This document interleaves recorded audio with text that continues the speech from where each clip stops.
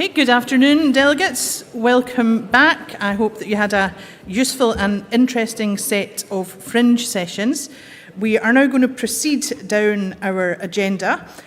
So we are now in session 2, and we will deal with resolution number 5, which is entitled Independence Strategy. So please welcome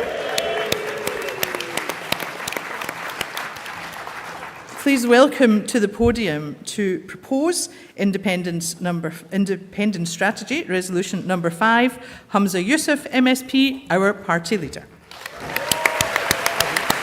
Well done.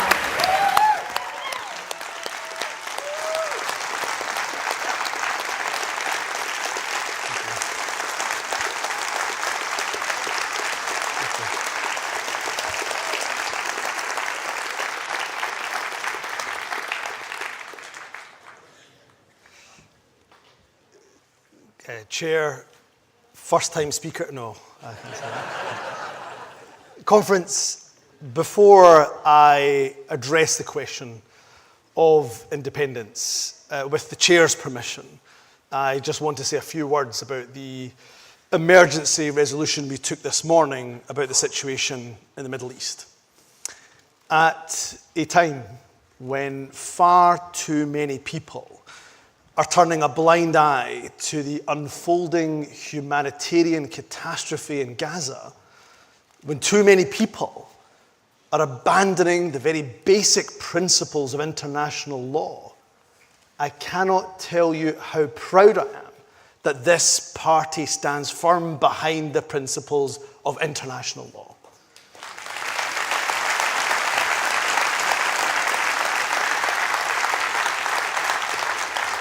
What we heard this morning was exactly that we are unequivocally against terror, but we will always stand up for international law.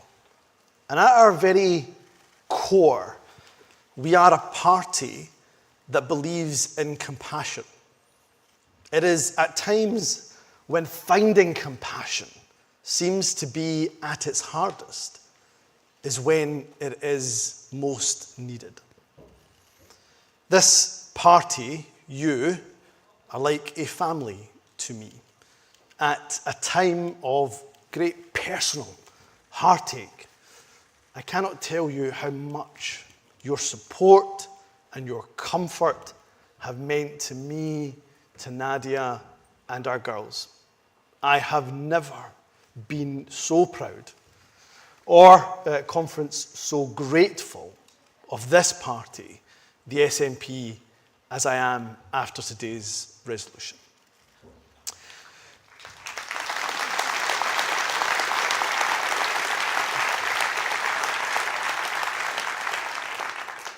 Conference, I joined the SNP almost 20 years ago. Back then, while I might have dreamt that we would one day be on the cusp of independence, that's all it would have been, a dream. But conference, if we come together now, we will make that dream a reality. When I became leader, I promised that our independence strategy would be decided not by me, but by you, our members. And our motion today, it's a culmination of thousands of discussions that we've had over the last few months, in branches, in regional assemblies, at our independence convention in Dundee earlier this year. This has been a debate in the very best traditions of our party. Robust, passionate, respectful, and above all, democratic. And after today, when we've democratically decided as a party together on the way forward, let us unite. For it is our unity which is our greatest strength as a party.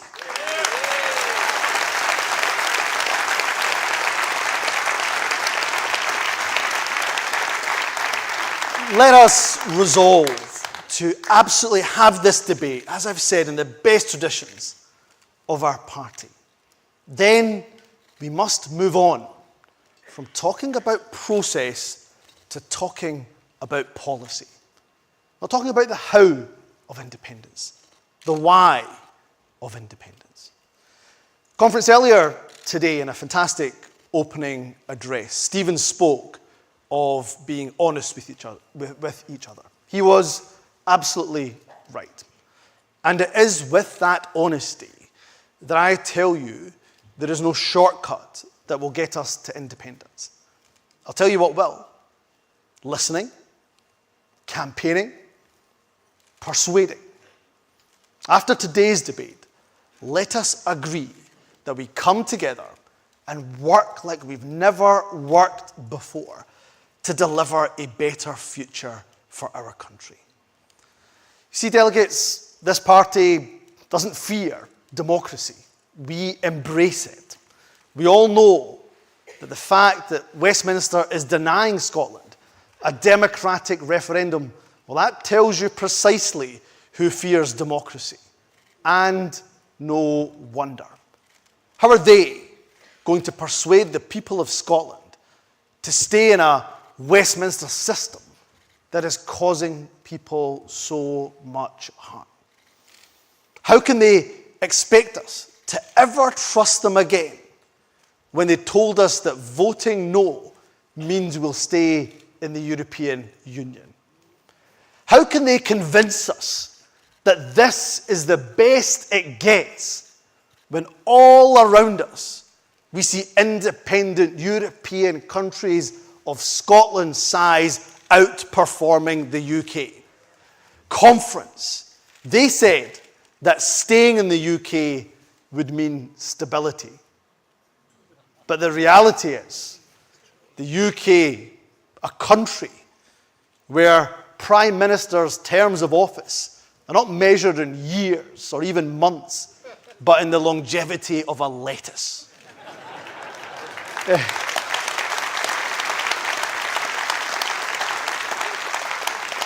It is precisely because we have the winning arguments that Westminster is running scared and denying democracy. However, being honest, the fact is we have hit a Westminster roadblock. So if they are going to deny us a referendum, then let us use the next general election to put independence front and centre. Because be in no doubt, Conference, this party will never shy away from or abandon our fight for Scotland's independence.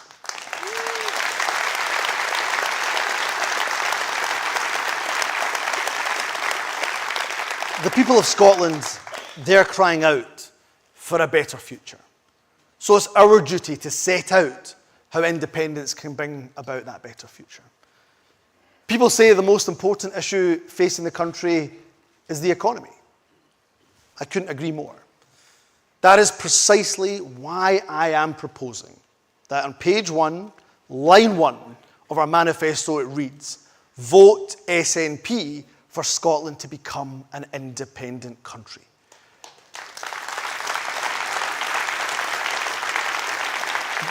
Because it is through independence, it is only through independence that we can extract ourselves from a failed Brexit-based UK economy and win the powers that we need to build a stronger, fairer future. Our children, your children, my children, they deserve nothing less. So delegates, let me, in trying to wrap up, because I know I've taken too much time, let me turn to today's amendments. While I have absolutely some sympathy for the argument that we should make Westminster a de facto referendum, and I have tons of respect for the individual who's proposing it, I believe it's the wrong approach for us to take. I understand why some people propose for the next Westminster election we should set a bar of 50% plus one of the vote as a mandate for independence. But let's not fall into the trap of setting ourselves a bar that no other party sets itself to win.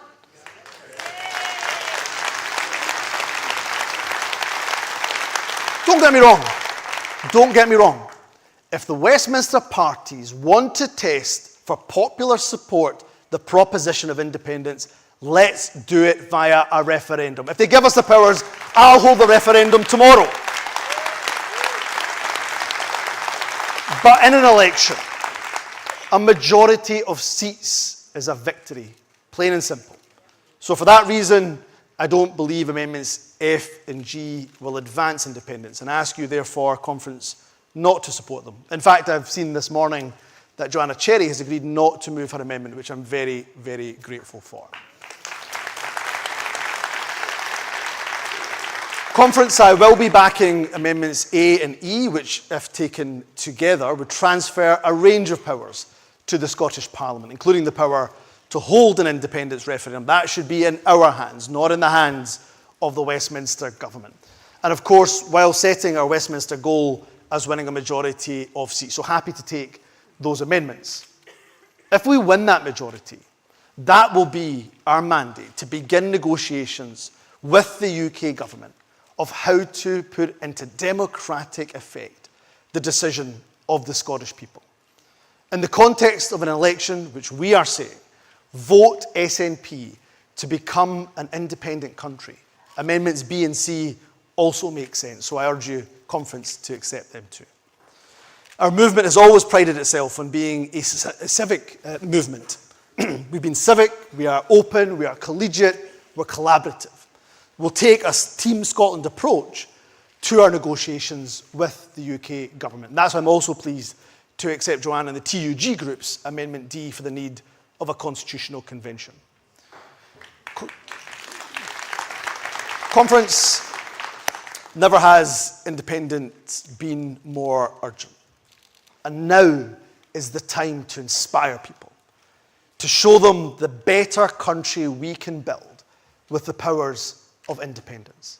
A country with a well-being economy at its heart, one which uses its wealth to benefit everyone, not just the few at the top.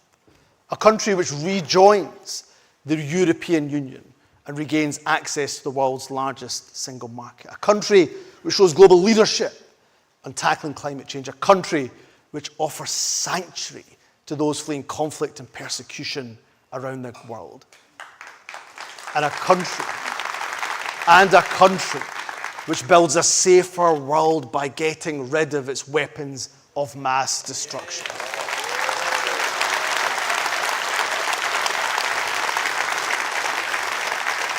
Now is the time. Now is the time to show with everything that we've got that this party stands by its core founding principles. To say to people in Scotland, vote for what you believe in. The real change, the real escape from the Westminster cost of living crisis comes with independence. Vote for the party that will always fight Scotland's corner. The more votes we win, the more support for independence we will secure. The closer the day will be when we become an independent country. I move the motion in my name. I urge Conference to back it and to back amendments A, B, C, D, and D. Thank you very much.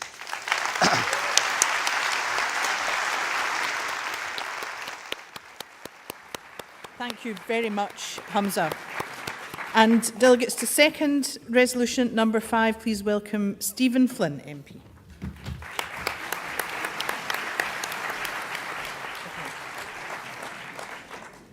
Good afternoon, this time Conference. I've been thinking long and hard about what I was going to say here today, and I thought I'd start off by being pretty candid with you all. It's been a fair few years since I joined the SNP, but I joined our party because I believed that the people of Scotland should have the right to determine their own future. I joined our party because I believe that no matter the bad or the good that happens, that the people of Scotland together would be able to forge a better future.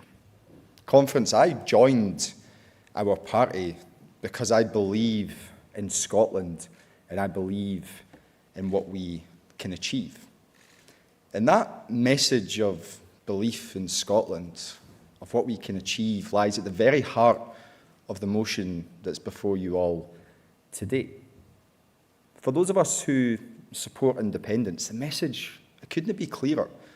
Page 1, line 1, a vote for the SNP is a vote for Scotland to become an independent country. We cannot be clearer than that. But of course, through many of the amendments that the First Minister has outlined that we will accept to this motion, it is about much more than that too. And in this regard, I turn to Amendment A, lodged by Tommy Shepherd and many others. Because if you believe that the powers over migration shouldn't lie in Westminster, that they should lie in Holyrood, if you believe that powers over energy shouldn't lie in Westminster, they should lie in Holyrood, if you believe that powers over employment law and so many other things shouldn't lie in Westminster but Holyrood, if you believe that the power to hold an independence referendum shouldn't lie in Westminster but in Holyrood, then we are the party for you too. In conference, I hear many arguments coming towards us. There are those who believe that we should turn our back and walk out of Westminster, that we should become abstentionists. To those friends and those colleagues, I say very simply that whilst we remain a part of the United Kingdom, as frustrating as that is for all of us, I will never leave the people of Scotland without a voice in that Parliament.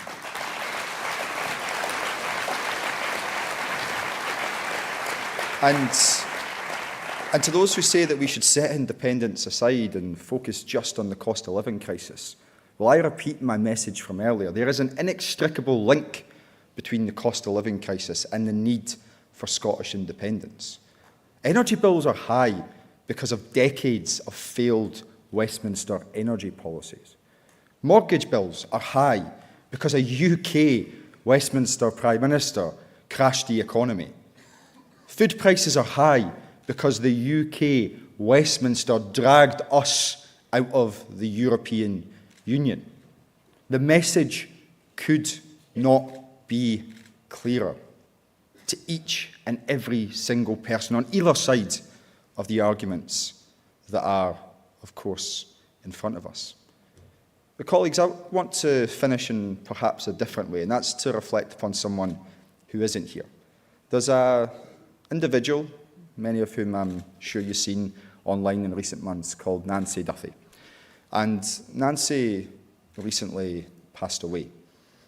And, you know, when I met Nancy up in the Broch, I was inspired because she had fought her entire life for what she believed in. Her belief is my belief. Her belief is your belief as well. Let's get on and finish the job for people like Nancy and every other person who has came before us. Let's agree to the motion as amended. Let's unite and let's deliver that independent nation that we so badly need and so badly deserve. Thank you very much, Conference. Thank you very much, Stephen.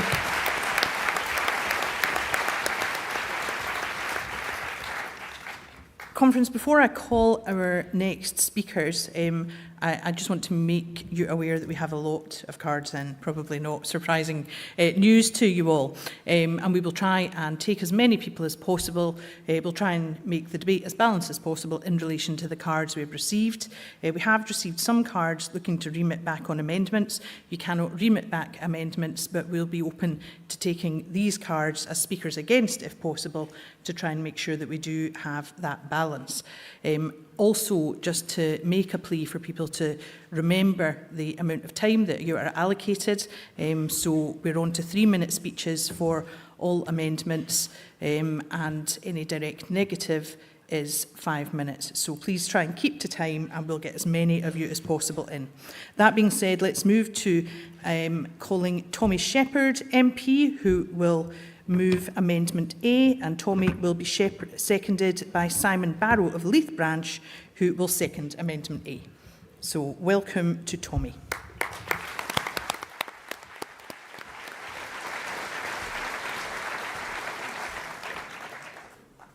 Scotland will become an independent, self-governing nation.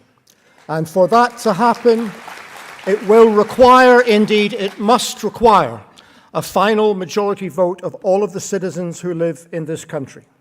That final vote is not what is on the agenda at the 2024 general election.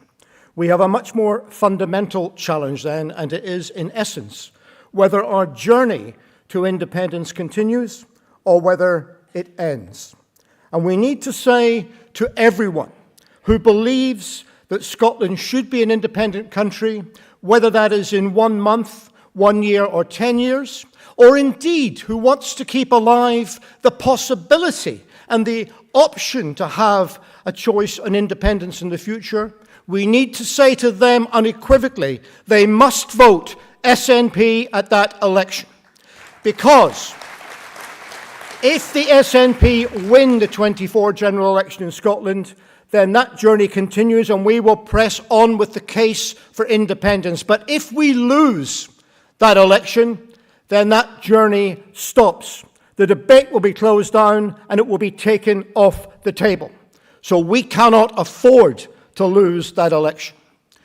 Now, there is a good 10% or more gap between those people who say they support independence and those people who say at the moment that they will vote SNP. And closing that gap should be central to our election preparations. Some will tell you that the reason why that gap's there is because we're not strident enough about independence. But if that were true, then surely we would see some growth in support for other minor independence parties, and we would not see a leaching of some of our support to the Labour Party. The Truth Conference is that there is 10% or more of the Scottish electorate who want Scotland to be an independent country, but it is not the main thing on their mind right now, and it is not what is driving them to vote in next year's election. And so, as others have said, we need to say to them more than ever before that it is not a case of independence being some sort of arid constitutional debate on the one hand and all the other policies on the other. That is a ridiculous argument. Independence is about the powers to change lives, the power to eradicate poverty, the power to tackle the climate crisis, the power to deal with the energy situation. That is what it's about. And in order to drive home that message, I believe, as this amendment says, we should be arguing for the immediate transfer of powers to the Scottish Parliament from a new UK administration, which gives the Scottish Government the power to act in months rather than years to improve the lives for the people that live here in Scotland. And independence and the journey towards it will then be seen as the ability to make those powers permanent and to go on to nation statehood. Now that is a compelling message, I believe, and one on which we can mobilise people. Throughout Britain, people are being offered the choice between a right-wing, populist, dangerous Conservative Party on the one hand and a shallow husk of a party that used to be called Labour that has zero ambition under its current leadership. In Scotland, we have a better choice. We are able to say we want to go further and faster to deal with the economic crisis and improve a lot of our people, but we also demand the right to consider becoming a self-governing, independent country. And I believe that that is a compelling message on which we can mobilise support and get people behind us in next year's election. So I urge you to support this amendment and to vote for the main motion. Thank you. Thank you very much, Tommy. Conference, our next speaker is Simon Barrow of Leith Branch, seconding Amendment A, and Simon will be followed to propose Amendment B by Tony Giuliano. Welcome, Simon.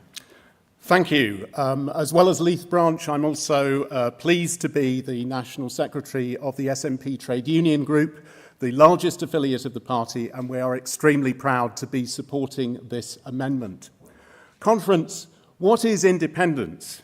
Clearly, independence is a political issue. It's about who decides for the people of Scotland, and that should be the people of Scotland and their elected government. But it's also about who owns Scotland, and that's to do with the powers that we do not have at the moment and that this amendment demands should return to Scotland. The power over employment rights and the living and minimum wage, windfall tax and other taxes affecting large corporate profits, regulation and pricing and production of energy sources. And this is incredibly important, Conference, because on most estimates, Scotland has something like 25 to 35% of the whole of Europe's potential on and offshore renewable energy. We know where our future, our green industrial future, our fairer, more just future lies, but we need the powers to be able to deliver that. We need to start now. We passed a motion earlier about energy, calling for public ownership. There are things we can do now, but we need these extra powers. They're absolutely vital. And other things as well, the full plenitude of powers in relation to taxation and economics.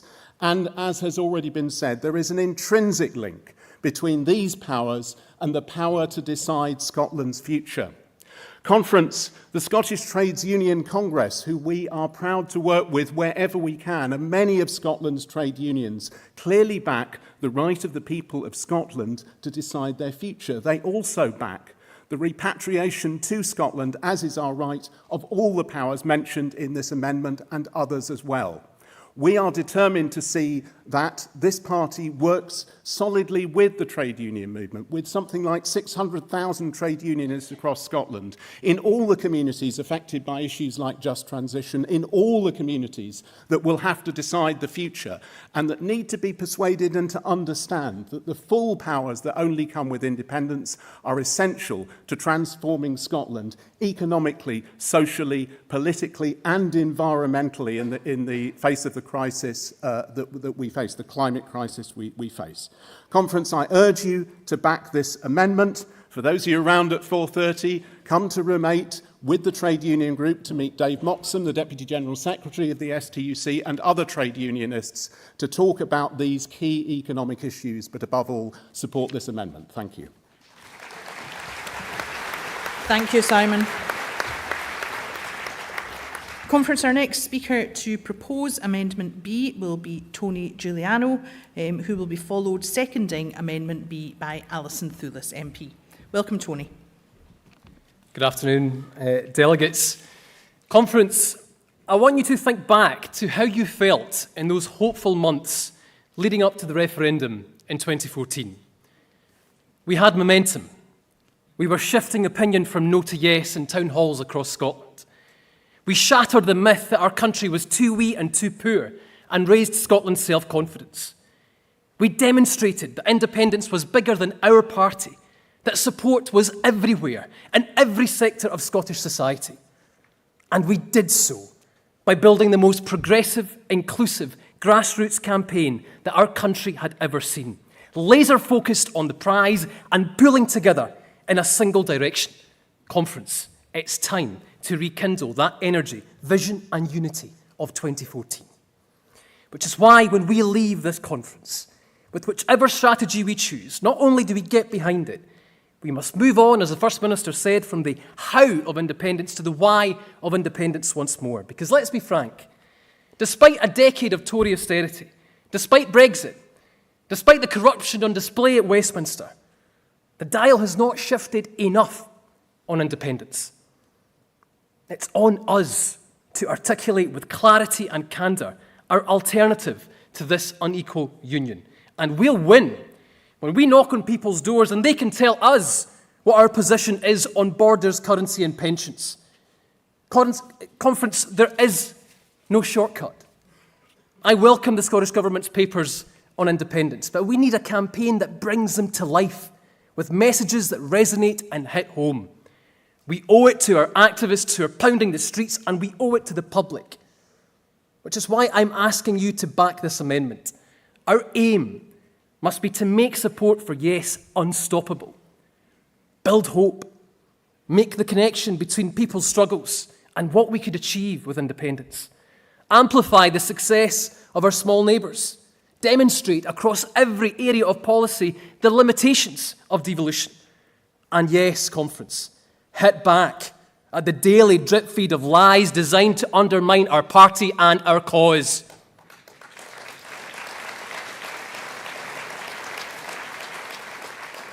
We have the chance to escape Tory governments for good and build a country where no one is left behind, where we end the abomination of child poverty in energy-rich Scotland, where we represent ourselves on the world stage, and my goodness, has our First Minister demonstrated what international leadership looks like in recent days.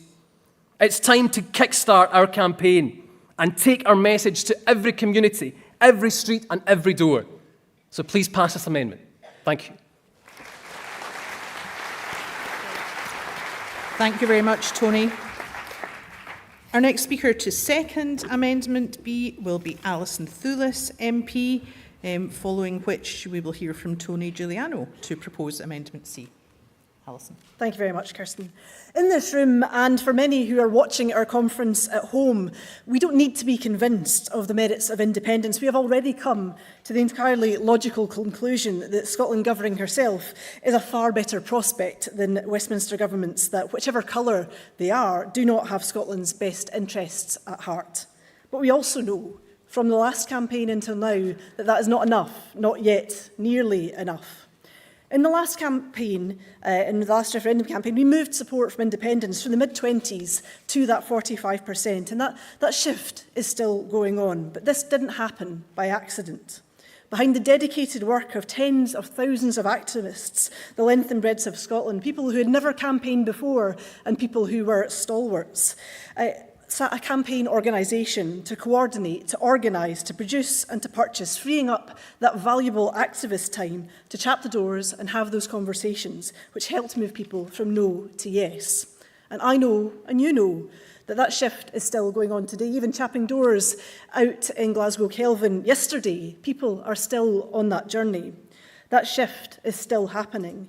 The right materials in the hands of our activists will help to reassure, to move and to convince people, helping to create those important sectoral groups so that every part of Scotland feels part of this campaign. It is vitally important. And having an organisation that will stand behind this will help to make this happen. We can move beyond the 50-50 and build a sustained majority for independence that we will need to win this campaign. There is much work to be done. This resolution and this amendment gives us the tools to help independence happen and make sure that our activists on the street are as well supported as they possibly can be. Support the amendment. Thank you. Thank you, Alison. Our next speaker to move Amendment C is Tony Giuliano, who will be followed, seconding Amendment C, by Stuart McMillan, MSP. Welcome, Tony. Nice to see you again, conference.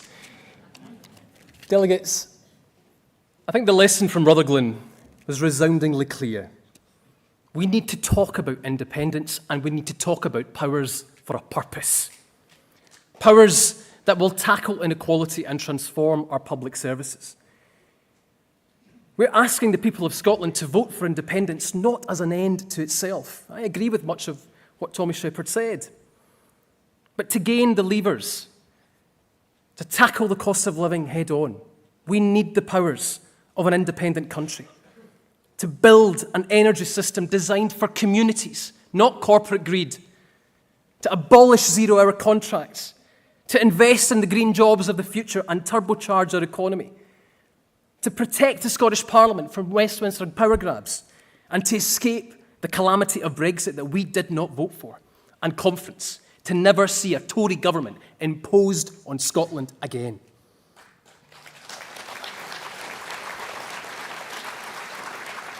To achieve this, delegates, we must make it clear beyond doubt what's at stake at this election.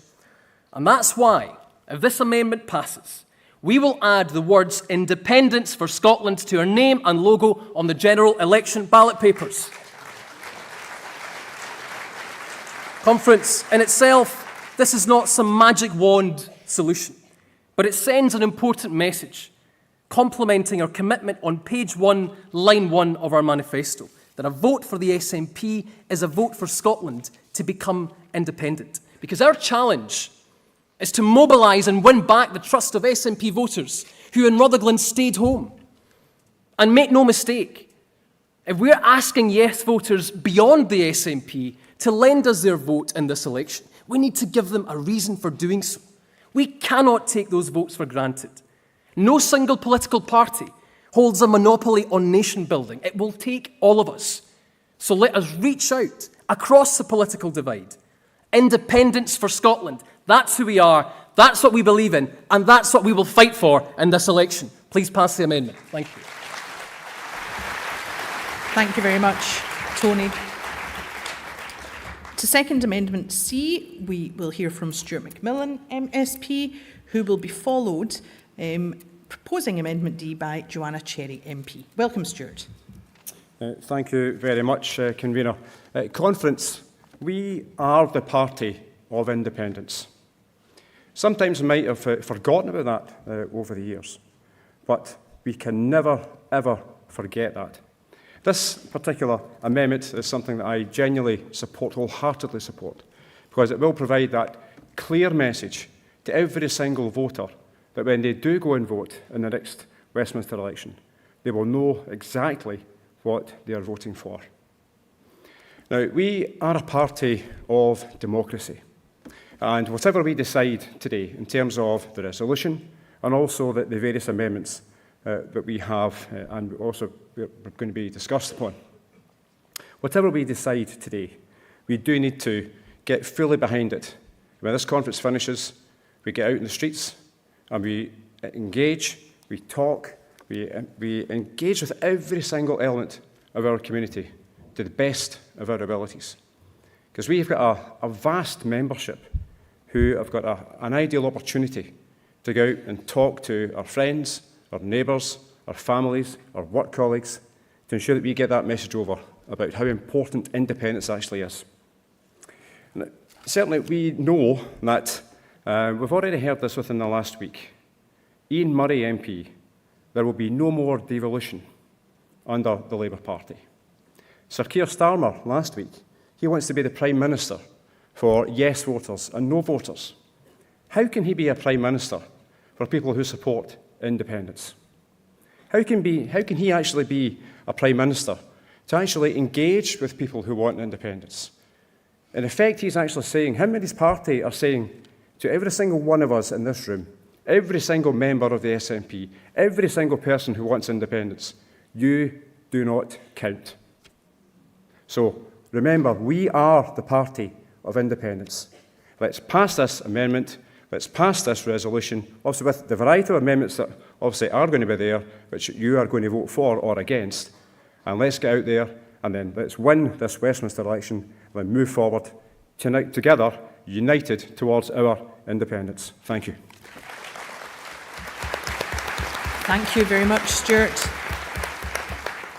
So our next speaker will be Joanna Cherry MP, moving Amendment D, and Joanna will be followed by Amy Callaghan MP, seconding. Before Joanna begins her speech, if I can just point you to a very small textual change to Amendment D. In your conference programmes, it refers to deletion after line 1, and we're actually asked that we change that to deletion after line 4. So that's quite straightforward to understand, and I hope that conference is agreeable to that. And over to you, Joanna. Thank you, Kirsten, and good afternoon, conference. The driving force of this party is the cause of independence. And as a matter of international law, the people of Scotland have the same right to self-determination as any other people in the world. So don't let anyone ever tell you otherwise. The best way to demonstrate majority support for independence would be to hold another referendum. But despite our many mandates to do that, the current Westminster government won't agree because they know we would win this one. Support for independence is remaining steady around the 50% mark, and with another campaign, the only way would be up. For the last few years, I've argued that delegates should debate our independence strategy on the floor of this conference. And now, at last, we are doing so. And I want to pay tribute to Hamza and to Stephen for facilitating that. The new leadership of this party are returning our party to its tradition of respectful and reasoned debate, and in this, they have my full support.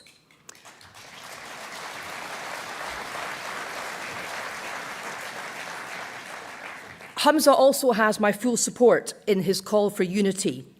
Over the last week, I've had the pleasure of discussing with Hamza how that unity might be brought about, and I recognise that it will require compromise and sacrifices from everyone. And that's why I'm prepared to compromise by not insisting on my Amendment F, but I know that others may want to speak to it. I'm also in complete agreement with Hamza that it would not be wise to treat next year's general election as a de facto referendum. But I also agree with Tommy and the proposers of Amendment A that we should leave open the possibility of treating a Holyrood election as a de facto referendum on the understanding that votes for any of the independent supporting parties should count towards a majority. As Tony has just said, when it comes to self-determination, there is no hierarchy of votes. And on our journey to independence, we must take others with us. That's why I want to see the promise of a constitutional convention come to fruition. And I'm absolutely delighted to have Hamza's support for my proposal. The Constitutional Convention should consist of any MP or MSP who wishes to join it, regardless of which party they belong to. But it should also include representatives of Civic Scotland, the grassroots independence movement, and indeed representatives from the smaller pro-independence parties. Conference, we all know that Scotland can be a successful independent country and take its rightful place on the world stage. But how we get there is not straightforward, and it must include bringing as many people with us as possible. And that means reaching out to the grassroots movement and to other pro-independence parties, as well as those who are not yet convinced. And I think a constitutional convention can do that. And the last thing I want to say is this. Some people say that in debating our independence strategy, we're just talking to ourselves. But we're not. Our independence strategy is a fundamental matter of democracy, and it's fundamental to realising the right of self-determination. Those are the reasons why I and you joined the SNP, and that's why I'm so delighted that at last, this afternoon, delegates are getting the chance to debate our strategy. Thank you, Hamza. Thank you very much, Joanna. And to second Amendment D, please welcome Amy Callaghan MP. Amy will be followed, proposing Amendment E, by Jim Finlayson.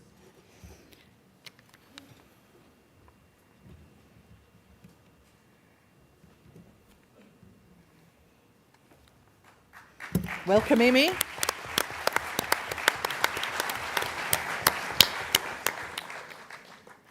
Thank you, Kirsten. Conference, fellow delegates, friends. I hope we can agree that this debate today, the resolution from our leadership, provides much needed clarity and allows each of us as a party, as a movement, to unite behind a process and get our nation her independence. We will put to bed right here today what our opposition have been wanting us to focus on and go back to our communities right across Scotland to win over those who are still undecided. It's those who are still undecided who will ultimately decide the future of our country. Friends, it is by being broad, being open, being inclusive that we win our independence. Conference, at the very heart of our independence movement is the Scottish National Party, but independence transcends any one political party. Our movement should encompass folk from all parties and none. We need to take people who are representative of all of Scotland along on this journey with us. Friends, this is why I support the amendment to include a constitutional convention into this resolution. A constitutional convention embedded into Scottish society, bringing Civic Scotland along with us as we build our case with the wider population. If we look to the 90s and reflect on building the case for the devolved Scottish Parliament, the Constitutional Convention was undoubtedly helped to lift support. Conference, we need to learn from what worked well in 2014. Undeniably, that was a grassroots independence movement where anyone and everyone's voices were heard, where politicians led the charge but listened, where your neighbour, your teacher, your bus driver, you had a voice and felt listened to and included in our movement. Many of you will be here today because of that. Friends, I'll end where I started, on a plea for unity. Let's leave here with an agreed strategy that we can all get behind with our leadership. Let's get out there and win over hearts and minds.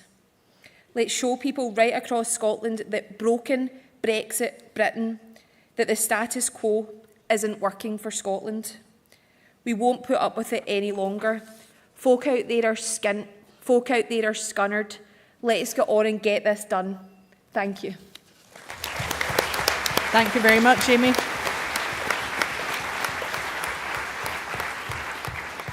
Conference, our next speaker is Jim Finlayson from Deeside and Upper Donside, and Jim will be followed by Anne McLaughlin MP. As we wait for Jim to come to the podium, I wonder if I can point out a typo in the text that you see before you. It says paragraph 6A, it should actually see paragraph 6, and the same typing error is a couple of paragraphs below in amendment G, so they should both say paragraph 6. And with that, welcome to Jim. Skin and Scunner, Jim Finlayson, and thank you, Christian Allard, whom I catched a bottle of water from before I come up here. I suspect I'm probably kicking at an open door with this amendment, but I intend to pitch it from two separate points. The first is in relation to the semantics of the current resolution and the use of the word most. The term most can be ambiguous. Although we know what the proposers intended to mean by using it, it will be subject to interpretation by others. They will argue that by the term most, do we mean more than, and is it simply more than Labour, or more than the Tories, or more than the Lib Dems? Now, for meaning more than all of the others combined, then the proper use for that particular term is majority. The use of majority in the resolution removes all ambiguity from it. It's common sense to use it, and I hope that I know that the proposers of the resolution have already had the common sense to accept it, and I also hope that they have the decency to buy me a cup of coffee for doing them a favour by proposing it.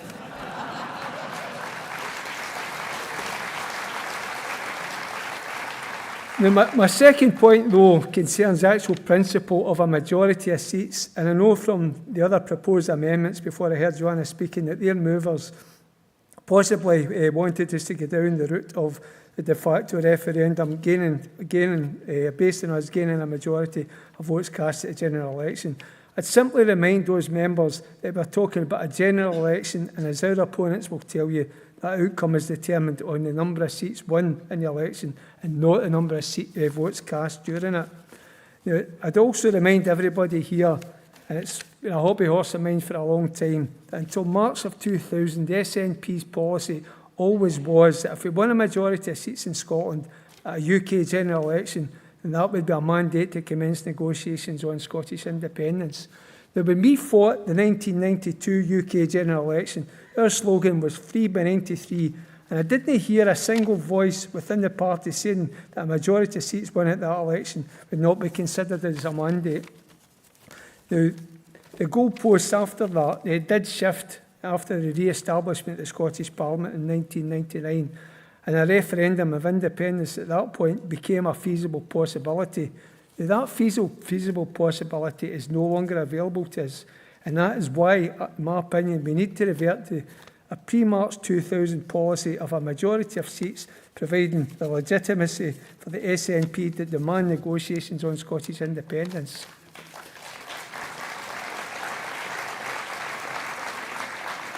Now, finally, if the unionist parties are going to demand legitimacy for their governments from a majority of seats and implement policies in their manifesto on the basis of that, then the independence cause can legitimately stand on the same principle. If it's good enough for them, then it's good enough for us.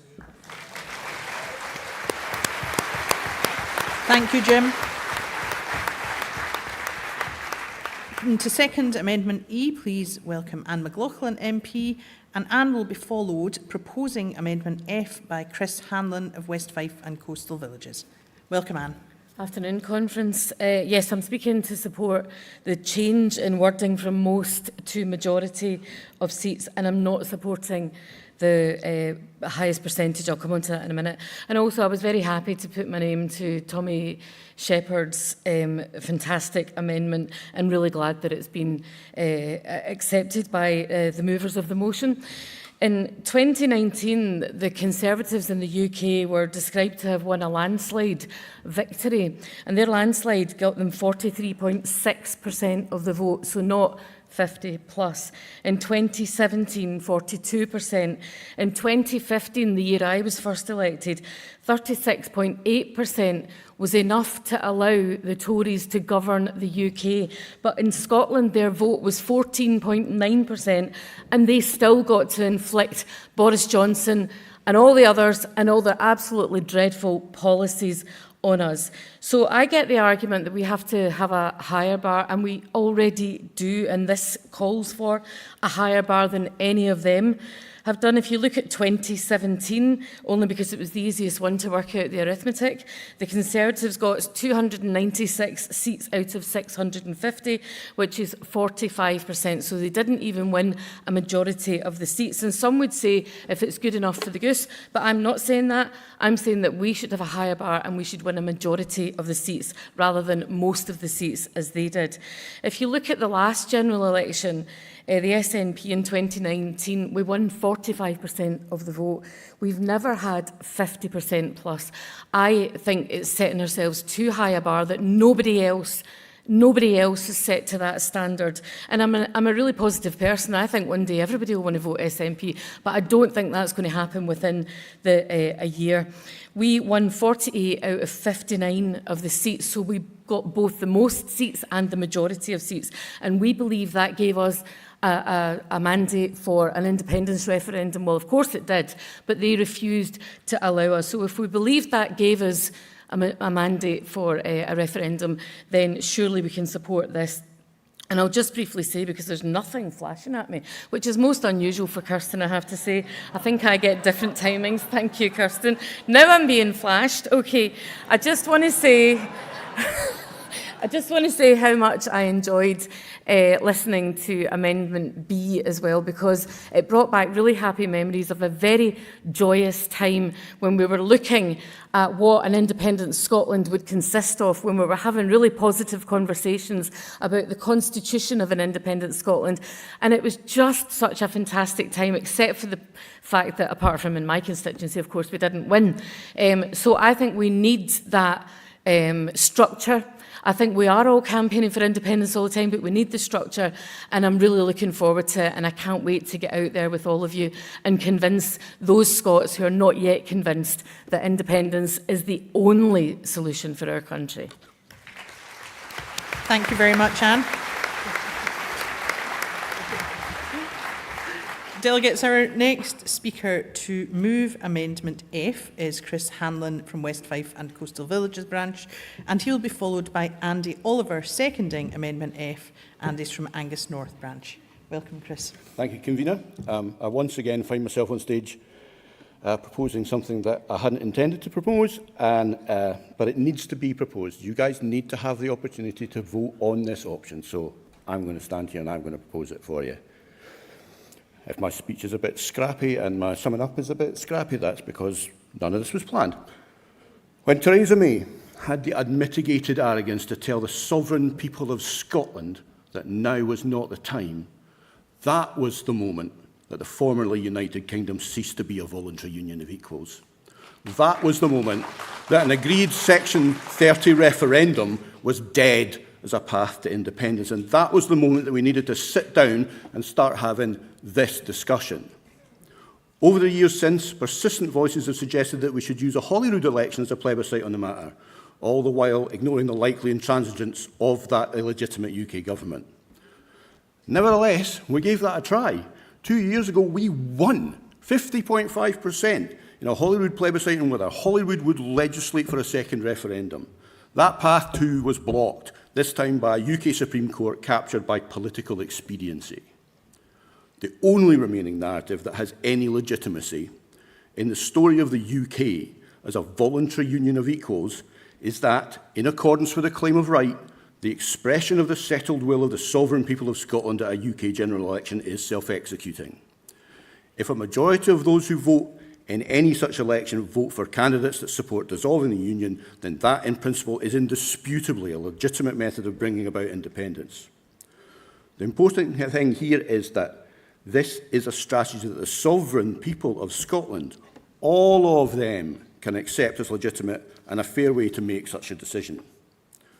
Now, I hope that we will adopt that strategy here today, and that next year we will go on to blow the doors off our 2015 results and achieve our independence.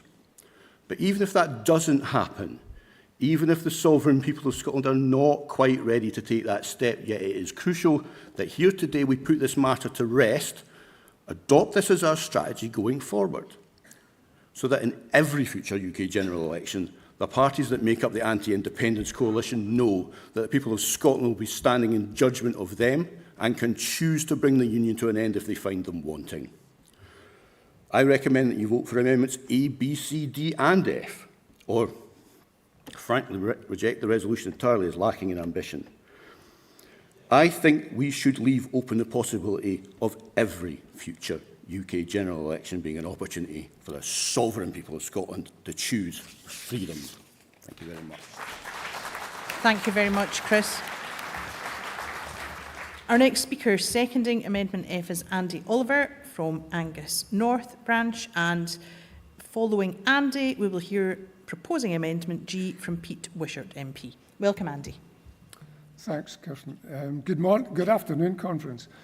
I must admit, I didn't come here today expecting to be up on this platform either, but nevertheless, Amendment F speaks to the whole of the people of Scotland, which is what we've heard today from various speakers.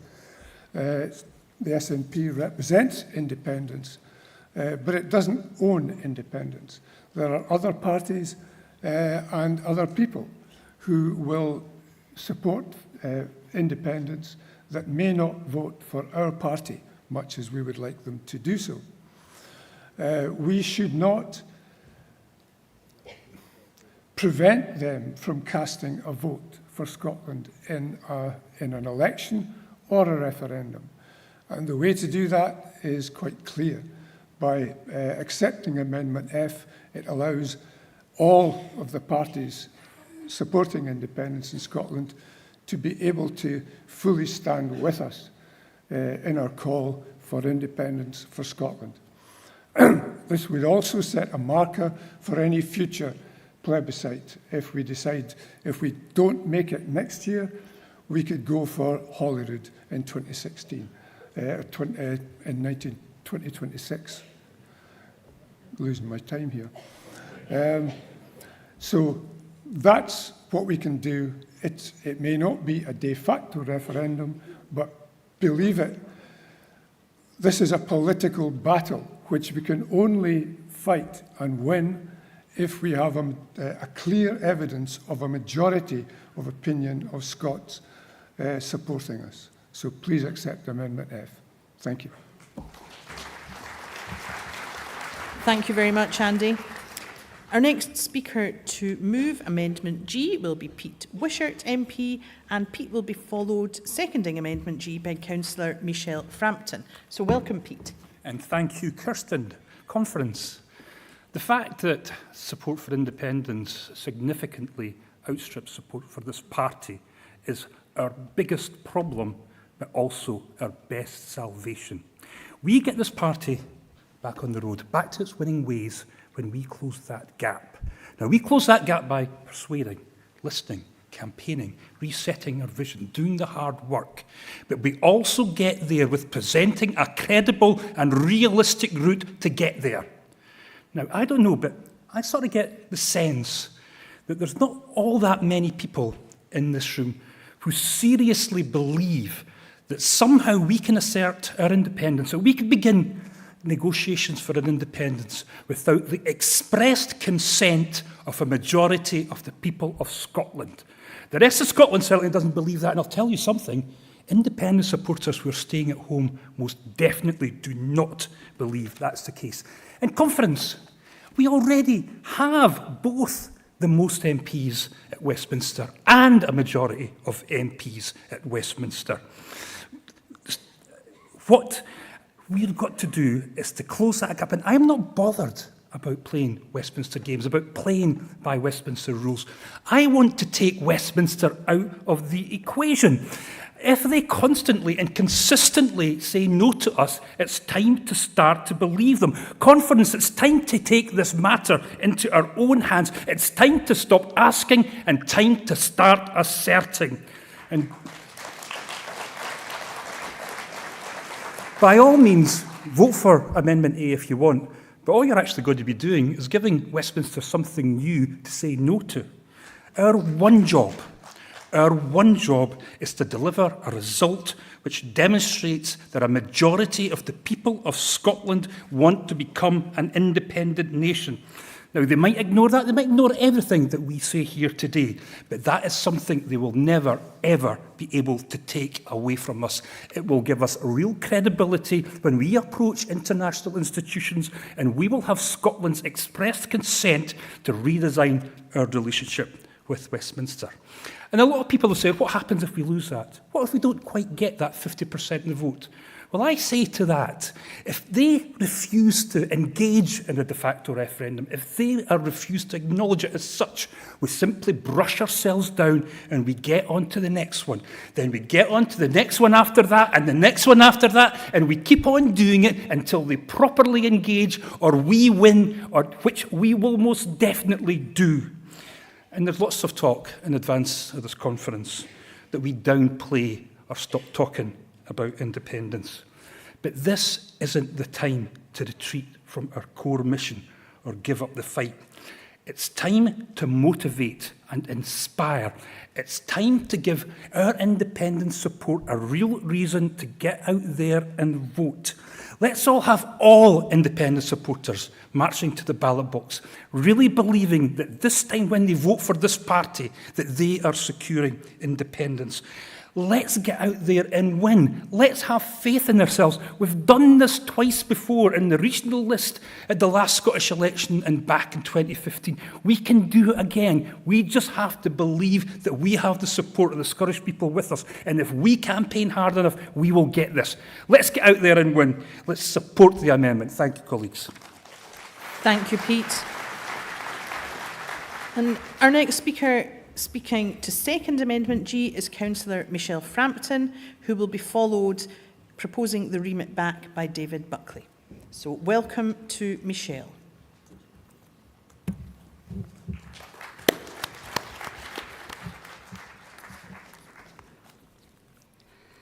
Good afternoon, Conference.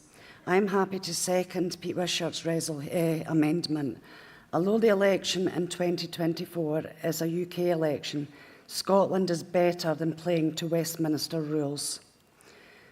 To truly represent the wishes of the majority of Scottish voters, we require to secure the majority of the vote in 2024.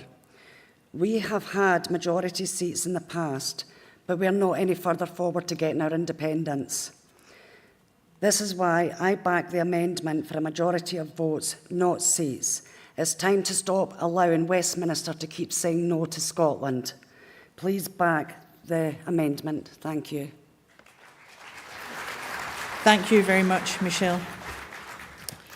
So please welcome to the stage our next speaker, speaking in favour of the remit back, David Buckley from Paisley Tannahill branch, who will be followed, seconding the remit back, by Dovydas Koulisas of Govan Kingston branch. David. Thank you, Kirsten. Good afternoon, Conference. I'm supporting the remit back to this resolution because I consider this strategy, even if amended, fundamentally flawed. Nowhere in the resolution or any of the amendments is there an effective follow-up strategy for the outcome where the next Prime Minister turns to us after the election and simply says, no, get stuffed. Regardless of who is in number 10, be it Starmer or Sunak, there is no likely election result where a second referendum will be forthcoming. There is only one outcome where we might have some leverage over Westminster, and that is where a minority Labour government is wholly dependent on SNP MPs in order to gain power. It's not impossible, but it is extremely unlikely, and this is a gamble of very long odds in which to wager the health, happiness and prosperity of 5.5 million people. What then is the alternative? The answer is simple, though not so simple to implement. We must become ungovernable. We must make the economic and social cost of keeping Scotland in the Union greater than the cost of letting us go. In short, we must be willing to adopt a fully treasonous attitude towards Westminster and the Union. Multiple parliaments and multiple prime ministers have denied our right to choose our destiny repeatedly over the last 8 years. It is clear to me now, after Tory gerrymandering of our constituencies and Labour tolerance for racism and transphobia, that the established powers of the British state now stand against human dignity, against human rights and against the democratic process. We must mobilise the people of Scotland in their millions in this endeavour.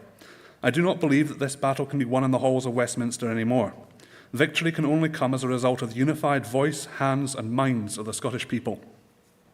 We need trade unions, tenants' unions and community groups on our side.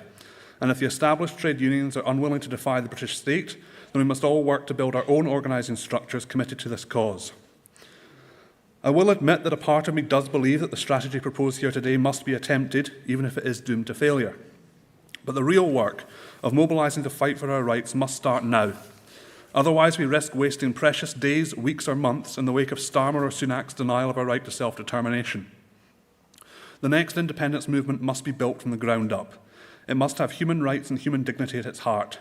It must be committed to non-violence and equally as committed to direct confrontation with the British state in all its forms. We must be infinitely kind, yet infinitely uncompromising, hopeful but realistic, and wholly committed to opposing the far-right bigotry embraced by the Conservative Party and tolerated by Keir Starmer's Labour Party. I would like to finish by quoting American civil rights activist Mario Savio. There is a time when the operation of the machine becomes so odious, makes you so sick at heart that you cannot take part. You can't even passively take part. And you have got to put your bodies upon the gears and upon the wheels, upon the levers, upon the apparatus, and you've got to make it stop. And you've got to indicate to the people who run it, to the people who own it, that unless you are free, the machine will be prevented from working at all. Please support the remit back. Thank you very much, David. And to second the remit back, please welcome Dovidas Kouliasas from Govan Kingston branch, who will be followed, speaking to the direct negative, by Graham McCormick of Helensburgh branch. So welcome, Dovidas.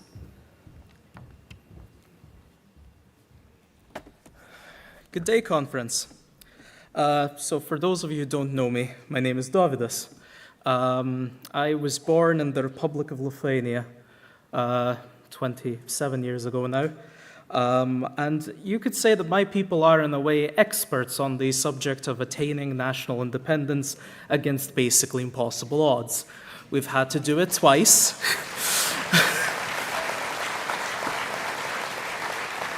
We've had to do it twice. We've been occupied by at least 4 different countries, one of which is engaged in a revanchist campaign against Ukraine right now.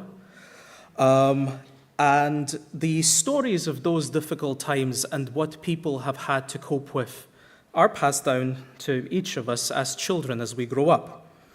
So that is a huge part of why I standing before you today, looking at this plan that has been presented before you today, cannot say, well, I must say that it goes against that inherited sense of what makes a campaign for independence successful.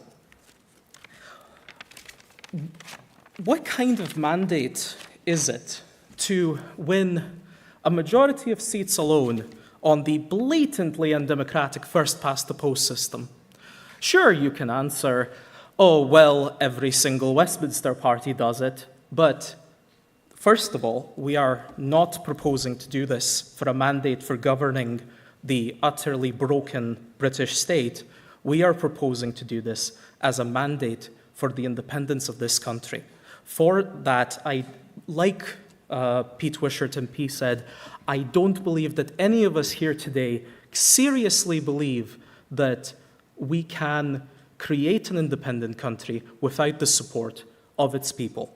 And that means the people who we have not yet reached out to, people who we attempted to reach out to but so far failed. Basically, the entire 60 to 50% of the population that continue to answer in opinion polls that they do not support independence. We have so far not succeeded in reaching out to them. Conference, we are not in a place where in a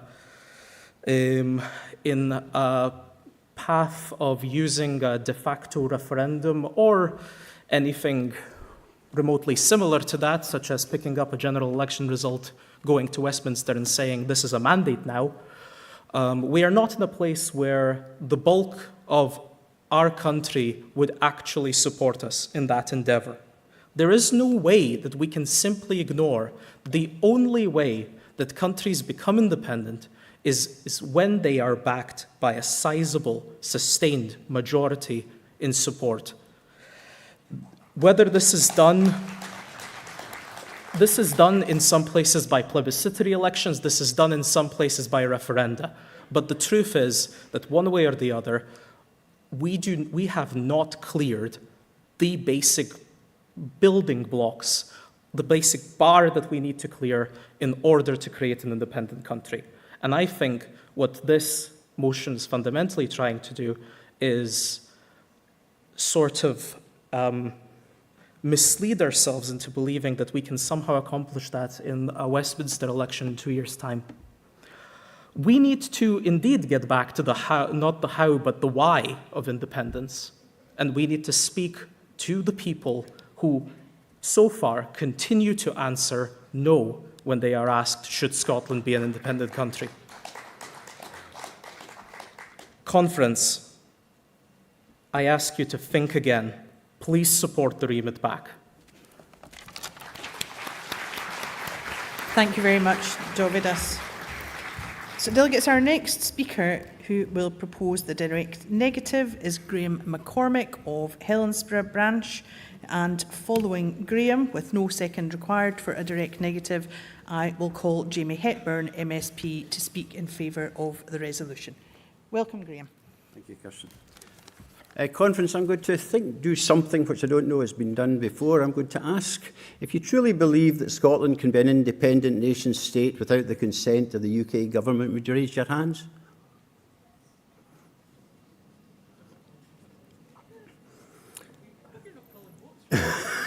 I'm doing your work for you. Thank you. If you don't think that we can do that without the consent of the UK government, would you raise your hand? And if you're just not sure, would you raise your hand? Well, thank you very much. Well, basically, I think you've done my work for me, because this resolution and the amendments failed to answer the basic question: what if we get a majority of the votes? And in order to satisfy international norms, we need a majority of the votes. What if we get a majority of the votes and we ask to negotiate? We pose the question and all the other things that are in all these resolutions and amendments, and the UK government says no. Now, some of you might recall that I posed that at the Dundee Convention, and I was at first heartened with what Humza said about the next election being the independence election.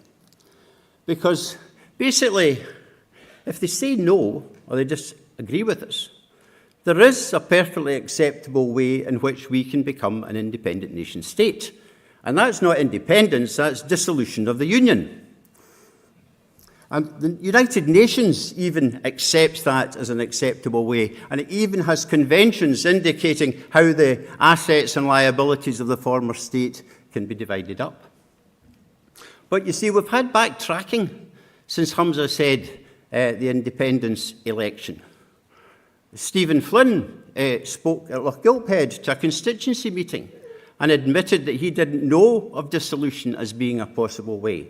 But what was worrying is he said, I'm not going to research it, which caused a lot of discontent, not just with myself, but various members of the party at that meeting. And we've had Tommy Shepherd and we've Alan Smith writing articles in the National, indicating that they're looking for the election, basically, so that they get back to Westminster to hold the UK government to account. When has the UK government ever given us extra powers since 2016? They're taking them away, and they'll continue to take them away. And then we've had, I was at a candidate selection meeting where the two candidates, it was posed, why doesn't the Scottish Government use the powers more widely than it has just now? And I was told, and the people in the Zoom meeting were told, oh, I'd be a bit scared to do that because they might take these powers away from us. I mean, William Wallace must be burling in his various graves over that one. And then we've got Hamza reported, I think, in an interview in the Herald yesterday, which said that he didn't, I think I'm right in saying it, that he didn't think that the SNP so far had connected independence with the cost of living crisis. Well, that's the responsibility of our politicians. I mean, they've been there for quite some time. They are the evangelists of independence, and every day they should be contacting that. I'll wind up in a second, if I may. Wind up now. Oh, I've got a great line at the end, though. Can I just ask in a point of order, since I'm moving in the direction, do I get a chance to sum up? You will do. Oh, well, that's fine. Well, I'll leave some of it until later on. It. What we have in front of us here is what I would term flatulence in a trance. Because we're being offered things that nobody knows what they're talking about, you know, this thing and that thing and all the rest of it, and we're supposed to come together on that. Now, I think that we should make a positive out of this negative, and I'll tell you how we do that in my summing up. Thank you.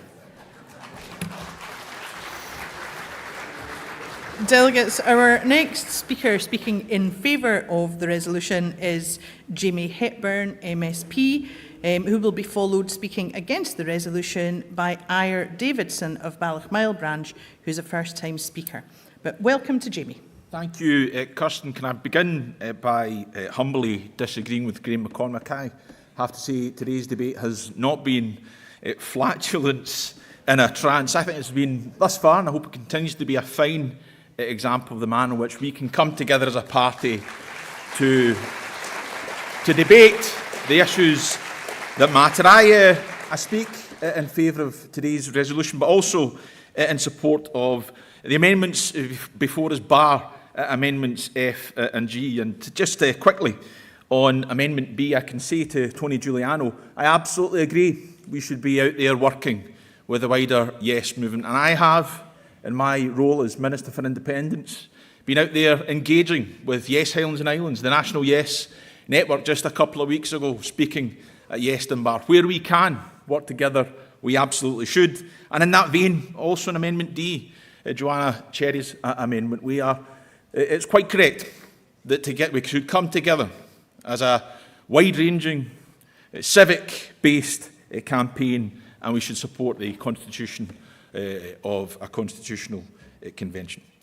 On amendments F and G, the First Minister has already laid out the reasons why we should not support those, and I agree. We should not be creating an additional hurdle that we have to surmount in a way that no other party does at this coming general election. I understand and I recognise the case being made. I understand the arguments and the rationale, but the rules of a general election are simple and straightforward. Win the most seats and you have won. Your case has been successful, and that's not a case of lacking ambition, as has been put. No other party, not a single other party, will go into this coming election seeking victory on the basis of a majority of votes cast. They will be looking to win the most seats, and they will say they have won the election. We should stand on the same basis. Let's not make victory harder for ourselves. And in that vein, we face a big task ahead of us. We face a tough general election. And in that general election, we have to make our independence case assertively and clearly. There can be no greater clarity than a proposition set out in the first line of a manifesto, vote SNP for Scotland to become an independent country. I like that. I hope you do too, and I hope you'll support it. The resolution before us is also one I support because it puts the onus back on the UK government.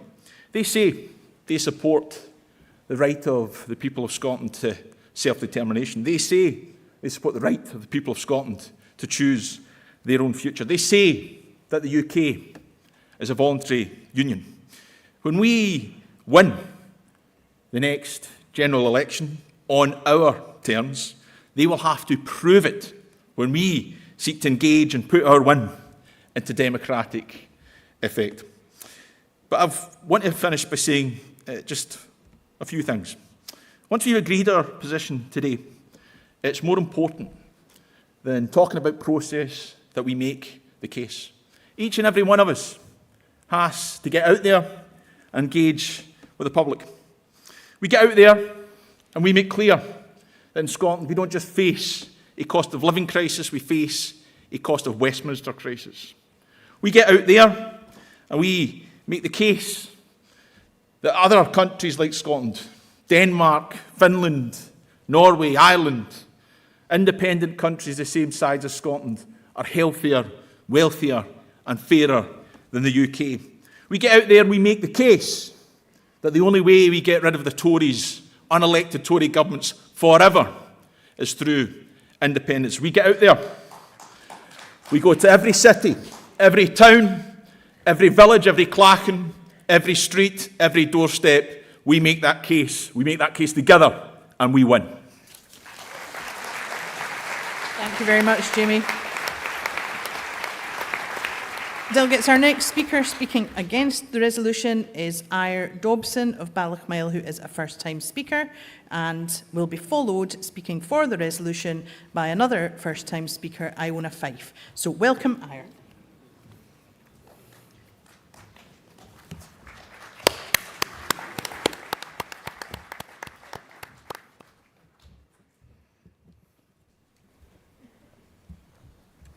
Wow. You've all got clues or not. Doesn't make it any better. Right, this morning, before my 5 minutes start, this morning I need 5 minutes, believe me. Yeah, and it will Before be we me, start, I'm afraid, because everybody needs to speak. Well, I'm going to end up phoning it with somebody. Before we start this morning, with a nice, necessary resolution regarding the atrocities going on in the Middle East. We all share the same passion and feeling of sorrow for Hamza and his family and the folk of Gaza. But we've not went far enough. We're the sovereign people of Scotland. We stand different for the rest of the UK. I think we need to do the same as what we've done in the Ukraine, as what we should be doing in Palestine and Gaza. Open the doors, bring the people in, and let the rest of the world know that Scotland is demanding a respite, a bit of time to get the people out, the innocents free in there. That's my thoughts on that. So somebody pen together some sort of resolution for the end of this, where we open the doors to the people of Palestine to come here for refuge. And let Scotland see that we are different to the rest of the UK. Right, now my 5 minutes needs to start, and I'll better move it really quickly. Good afternoon, delegates. My name is Ira Dobson. I'm the Political Education Officer in Ballochmyle branch, and this is a direct negative, so you're probably not going to be clapping at the end of this one. I'm a member of Yes East Ayrshire. I'm also a Yes Biker, proud member of Business for Scotland, and like you and many other independence groups, conference, we need to completely throw out Resolution 5. Any resolution that requires us to go cap in hand to Westminster is an absolute betrayal of the sovereign people of Scotland. And the people know this. Delegates, we need to get real here. Honesty was what Mr Flynn was talking about earlier. If we are lucky, we will get 40% of the vote in a UK general election. Voter ID alone will cost us 10 to 20% of the vote. And more importantly, right now, as Rutherglen shows, we no longer have the confidence of the people to deliver independence. Delegates, since 2014, the people of Scotland have seen nothing but pretendy mandates and blatant dismissals from whoever was in charge at Westminster. Sir Keir Starmer is no different. He's just a red Tory. Don't flash me just now, come on. Well, it was a direct negative to start with. Don't use your time doing... Right, so delegates. Sir Keir Starmer's the same. He's just a red Tory instead of a blue. In fact, he'll take absolute pride and pleasure in slapping Scotland down at absolutely every opportunity. So Hamza, please stop listening to the folk round about you that's asking you to wish for permission for Westminster to negotiate. Negotiations done. We need a resolution that's actually going to deliver, a resolution that's going to dissolve the 1707 Treaty of Union with England. That's what the people want to hear. Because in Rutherglen, I'm red and I'm going to get told to shut off right now, so I'll go to Anne finally. We're the sovereign people of Scotland. We're done asking, we're done talking, we're no longer negotiating. This union is done. And a vote for SNP at the next UK general election should be a vote to dissolve the 1707 Treaty of Union. No a vote to go cap in hand and ask to negotiate for what? What are we asking for? I'm asking you to wind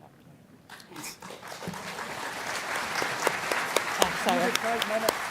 3 minutes. Thank you very much, Ire.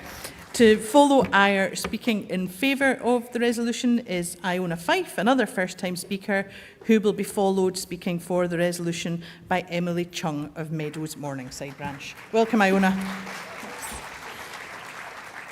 In 2014, Andrew Whitaker described the civic grassroots organisation of artists and creatives, National Collective, as the most significant cultural voice to emerge in the referendum debate so far.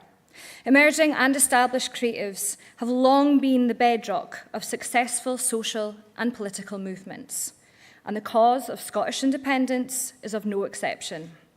Artists, poets, playwrights, theatre makers, actors, musicians, writers, we are the people that document our human existence through art, who lend their voices to social and political causes, and who bolster our movement.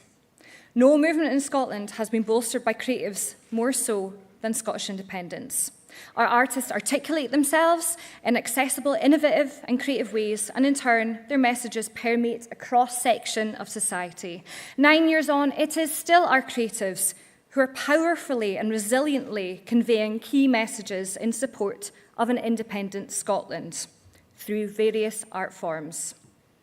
Even in the face of adversity, in the face of Brexit, which was imposed on us, in the face of losing access to funding from Creative Europe, and in the face of a pandemic which nearly decimated our industries, the resilience of our art sector has always shone through. In an independent Scotland, arts and culture must continue to be front and centre in conveying our sense of cultural identity on the global stage. Not only do our artists act as ambassadors at our nation's traditions and languages, but the art they create is a perfect advertisement of the many ways Scotland wishes to position itself in the world as a welcoming nation of acceptance, of a nation that doesn't seek to punish the vulnerable, and of a nation that wants every child to have the same start in life. From the work of Corinne Pollard's Songs of Ecology and Climate Change to songs written about Kenmure Street to the poetry of our maker, Kathleen Jamie, our artists are continually documenting and raising awareness of the injustices faced in the world. Creatives act as a crucial and important cultural ambassador and also act as our activists. We must continue to value these workers in an independent Scotland, but we must not lose sight of supporting the arts right now in real time. For the arts is the backbone of our well-being economy. Through project grants and support for our regularly funded organisations, the Scottish Government is and should continue to support the delivery of vital well-being projects across Scotland. The well-being economy aims to serve and prioritise the collective well-being of those in society, and in my opinion, a healthy and thriving and well-funded cultural sector is paramount to the aspirations of the well-being economy. Our culture sector feeds into workers and service users' livelihoods, their mental health and their community. We are richer as a nation and investing and recognising our intangible culture, heritage, customs, traditions and language. This is why I welcome the Scottish Government's move to introduce the Scottish Languages Bill, which will see an update to the Gaelic Language Act of 2005 and introduce a Scots Language Act, which will finally recognise our other national language that over 1.5 million people stated they could speak in 2011. This is just one part of the jigsaw. I urge conference to continue to recognise the value of our arts and culture to both current-day Scotland and an independent Scotland.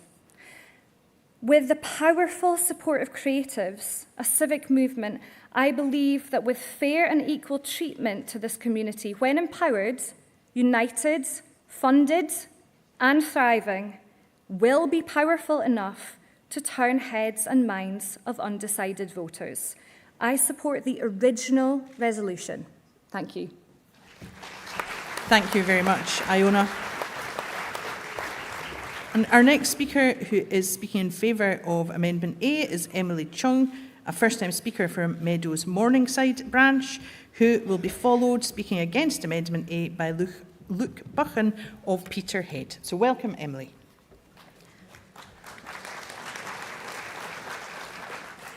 Hello, Conference. I'm here to argue for Amendment A, but I'm going to have to ask for a wee bit of patience, because to make sense of why I'm so strongly in favour of it, I am going to have to criticise the unamended motion, and in general, the idea that we could use a Westminster election as a de facto referendum. Now, you can probably hear my accent, so I feel the need to say here, I desperately want independence, in perhaps the way only somebody who's working class from Kent can, because I know what the alternative is. Westminster is going down a dark, repressive and dangerous route where we will be poorer, sicker and far more vulnerable to exploitation as they strip our services down for parts and tear up our rights and protections.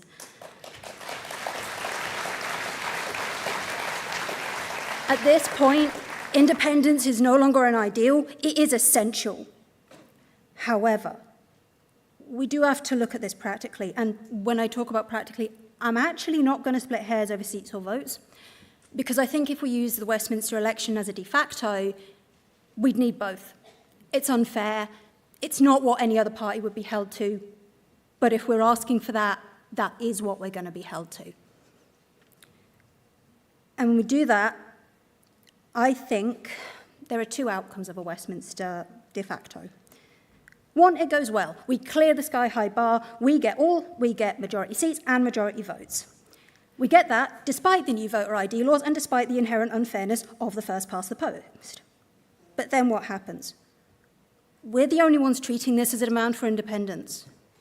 We turn up to Westminster, Labour or Tory, and we say, we're going to negotiate leaving Westminster now. What happens then? Well, they're going to turn around and say, well, how do you know they voted on independence? People vote in general elections for all sorts of things. They vote NHS, they vote education, they vote this, they vote that. How can you prove they voted for independence? And the brutal reality is, if we put it under the legal eye, we can't. We can't prove it because people vote for many reasons. Even if we tell everyone, vote for independence, they might ignore you. And even if they did, somebody will twist it in a way to make it suit their argument. And now look at the other option. It goes badly, or not even badly, but we only get seats, or the majority of seats, or we only get the majority of votes. First of all, Westminster's going to change the goalpost. If we get majority seats, they'll ask for majority votes. If we get majority votes, they'll ask for majority seats. And on top of that, we have the risk of voter ID laws being worse than we think, with a more severe suppression of the vote. Perhaps we just get unlucky. But watch how quickly Westminster will take that situation and turn it into the view that this was the second go and the once in a generation. And now we can never talk about it ever again because you had your second chance. And I don't think, I'm going to be honest, a de facto Westminster referendum, I don't think there's a way for it to play well for us. But more importantly, it leaves us without leverage. Amendment A would do two things. First of all, it demands that the referendum come back here to Holyrood. No more begging for Westminster for our democratic voice. We have the referendum, we have the right, and we pick the time and the place. And we turn around to Labour, because it's likely to be a hung parliament, and we say, you do what is right by the people of Scotland. You give us a referendum, you give us what we need to tackle the cost of living crisis. You do it or you devolve it to us, because you are going to need us to have a functioning government. Yeah. Do it or devolve it or enjoy your hung parliament, Keir Starmer. Conference, please support Amendment A. Thank you very much, Emily. Our next speaker speaking against Amendment A is Luke Buchan from Peterhead branch, who will be followed by Kelly Parry speaking for Amendment B. Yes. Welcome, Luke. Thank you. Hello conference, my name is Luke Buchan and I'm the branch organiser for my proud town of Peterhead. Friends, the independent strategy resolution that's been brought to us today is inspiring. And speaking with members across my entire constituency of Banffshire and Buchan Coast, this resolution inspires them too. But conference, Amendment A only complicates our strategy and puts doubts in our activists' heads that we are not actually serious about gaining independence. We all know that complicated messaging through campaigns does not get through to our activists, let alone our voters.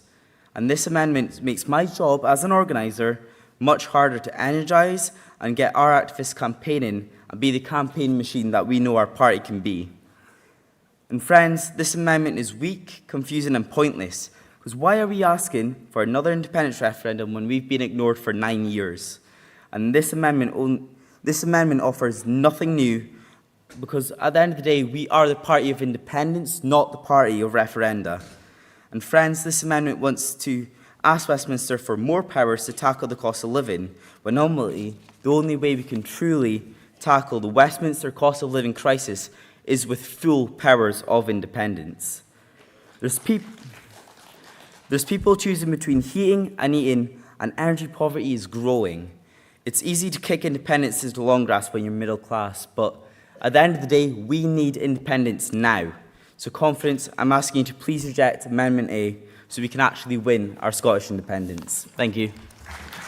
Thank you very much, Luke. Our next speaker to speak for Amendment B will be Councillor Kelly Parry, who will be followed by Annie McIndoe, a first-time speaker, speaking against Amendment B. So welcome, Kelly. Thank you, Kirsten. Good afternoon, Conference. Conference, we've already talked a lot today about why we need independence, the mechanisms we need to get there, and we know we are already seeing a steady and continuous support for independence right across Scotland. But we need to set the direction of our campaign. We need to turn the process into substance.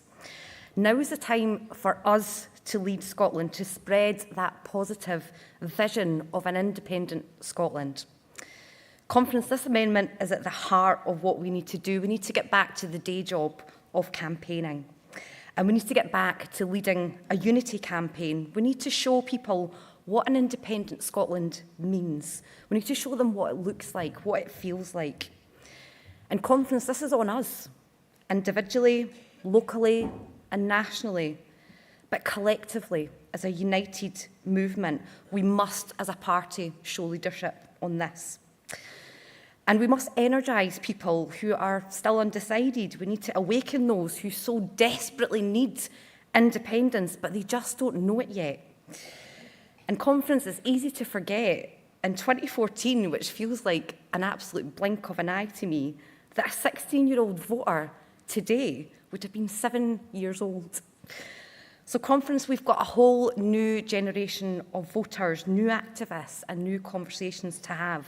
We need to ramp up our efforts and campaign like never before. It is time, Conference, and I urge you to back this motion and this amendment. Thank you. Thank you, Kelly. Delegates, our next speaker will be Annie McIndoe, a first-time speaker. Annie is speaking against Amendment B, and she will be followed by Stuart Dixon. Welcome, Annie. Thank you. I'm speaking against this amendment because Where is our rebuttal department? We've been asking for a rebuttal department for years. Having a campaign ready for the end of the year is not good enough. It needs to be engaged on earlier. We need to be able to have the answers before we go out in the doors. And we need to be able to show the people that we're speaking to that we can see the way ahead. The other thing is, Scotland has had Brexit, it's had COVID, and now it's got a cost of living crisis. So as well as having an independence campaign, there has to be a campaign to build that confidence. People have to see that we can achieve things. We are in the middle of a propaganda war. We know the BBC are always telling us that Scotland's bad. BBC Scotland's always telling us that Scotland's bad. We must work together to get the messages out that Scotland's good. For example, CalMac, 94 to 95% performance to 100% performance during the summer. You wouldn't know that if you listened to the BBC. So I want this remit back because I want more than a campaign for the end of the year.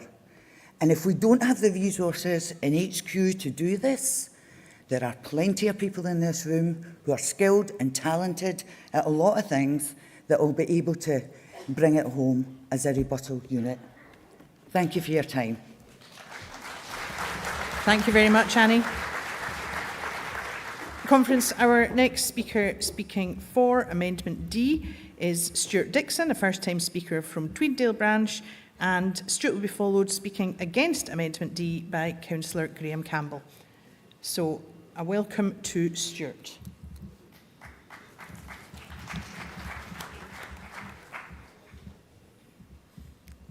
And I'm looking for Stuart, but as if by magic. I wholeheartedly endorse the resolution and thank Joanna and SNP Training Group for putting it forward. Gaining the most seats is a win and a mandate in first-past-the-post system. It is time to use their system to our advantage. Convening and using a Scottish Constitutional Convention to negotiate with the UK Parliament is entirely consistent with and continuation of Scotland's constitutional tradition as established in the Declaration of Arbroath 1320, the Claim of Right 1689 and the Claim of Right 1988. I prefer the title Scottish People's Convention to Scottish Constitutional Convention because it underscores where sovereignty lies in Scotland and it resonates with the First Minister's interim Scottish Constitution. Scotland is an independent country in which the people are sovereign. I ask that Civic Scotland is interpreted in broadly as not just representatives of the great and the good, much like the short-lived civic forum set up alongside our Parliament, drawing in skills and experience from many sectors of Scottish society, the sovereign people. What this resolution does not address, of course, is what to do when if Westminster ignores or rejects the negotiations. This would leave no legal democratic route for Scotland to regain its independence. In these circumstances, the Scottish People's Convention has the right and duty as one party to the international treaty known as the Act of Union, 1706 England, 1707 Scotland, to test the settled will of the Scottish people about the continuation of the Union by consulting them in a referendum of its own choosing. This amendment offers a really solid and flexible way forward that is truly consonant with our condition. I commend it to the conference. Thank you. Thank you, Stuart. And now, delegates, welcome to the stage speaking against Amendment D, Councillor Graham Campbell, who will be followed speaking in favour of Amendment E by Peter Ovenstone. Afternoon, conference delegates, and thank you, Chair. I'm going to start by saying that I support Amendment A for a number of reasons, which I think have been gone through by several colleagues who've come up here. But let's begin with some 4 words: recognition, legitimacy, unity with whom, and minorities. Okay? And I'm going to say the first thing is that we need the recognition of the legitimacy of our result by the majority of people who in 2014 voted no in the biggest ever test of public opinion we've ever had. Now, to reverse that, our gold standard, we have to have at least as credibly legitimate a process to reverse that decision. And we can't say that we didn't know what we were getting in 2014. People were warned, we made all sorts of arguments, things have changed a lot in the intervening 9 years. But one thing's for sure is that we haven't got that shift, as Emily pointed out earlier, that shift to a consistent majority for yes has not happened yet, despite the clusterburg that Westminster represents and all the different prime ministers we've had and all the different Tory governments we've got. God, they've got so many relaunches, you know, they should be in outer space by now. But let's be blunt with this. Civic Scotland, and this is why I'm speaking against this particular amendment. Amendment A is much better because it brings us a next stage in the journey in anticipation that the Tories are going to say, or Labour are going to say no. They will say no because they know if there's a legitimate test of opinion for a referendum, we will probably win it. That's why they won't let us have it. So the only other alternative we have is a majority vote in an election. And I do believe that a majority vote is important. Really is. But to get a Civic Scotland to talk to us, we need to be speaking to groups like the STUC, whose position it is to have a referendum, the biggest mass organisation of workers in this country, 500,000 workers. That's their official position, has been, and they're very vociferous about it. But they don't yet have the position of being for independence. We have to win that argument with them, and I think we can do it if we argue with them jointly for an approach which is about defending the right of the country to have the vote. The referendum thing may not be short-term possible, but we still have to argue for it because that's the way to legitimately test public opinion if we don't do it in an election. Now, I also think that the Holyrood option is much better mandate. Minorities are better represented there, young people under 18, the 400,000 non-Scottish and UK citizens who can't vote in a Westminster election but can vote in a Holyrood. That is a much better test because it's a much fairer electoral system too. So people can actually vote for the party they actually believe in. Now, I don't think it's much of a strategy to tell ourselves that we will unite with people whose politics amount to less than 2% of the vote, who will actually lose us support in amongst large sections of the population who support our progressive values and agenda. We can't afford to lose them. Those minorities are not dispensable. They are the secret to getting that majority consistently over the line of 50%. So legitimacy, minorities, recognition. Thank you very much, Graham. Delegates, our next speaker speaking for Amendment E is Peter Ovenston of Peterhead Branch, and he will be followed speaking against Amendment E by Greg McCara of Amond Valley Branch. So welcome to Peter.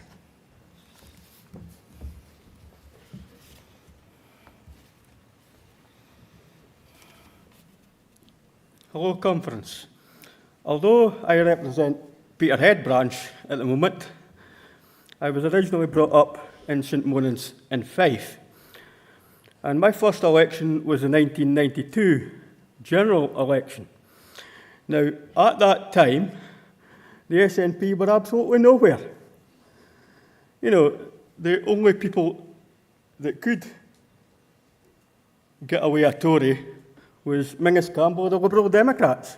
That's the way first past the post works. And also, I have a 17-year-old daughter who doesn't get to vote in a general election until a week before the 10th anniversary of the independence referendum in 2024. So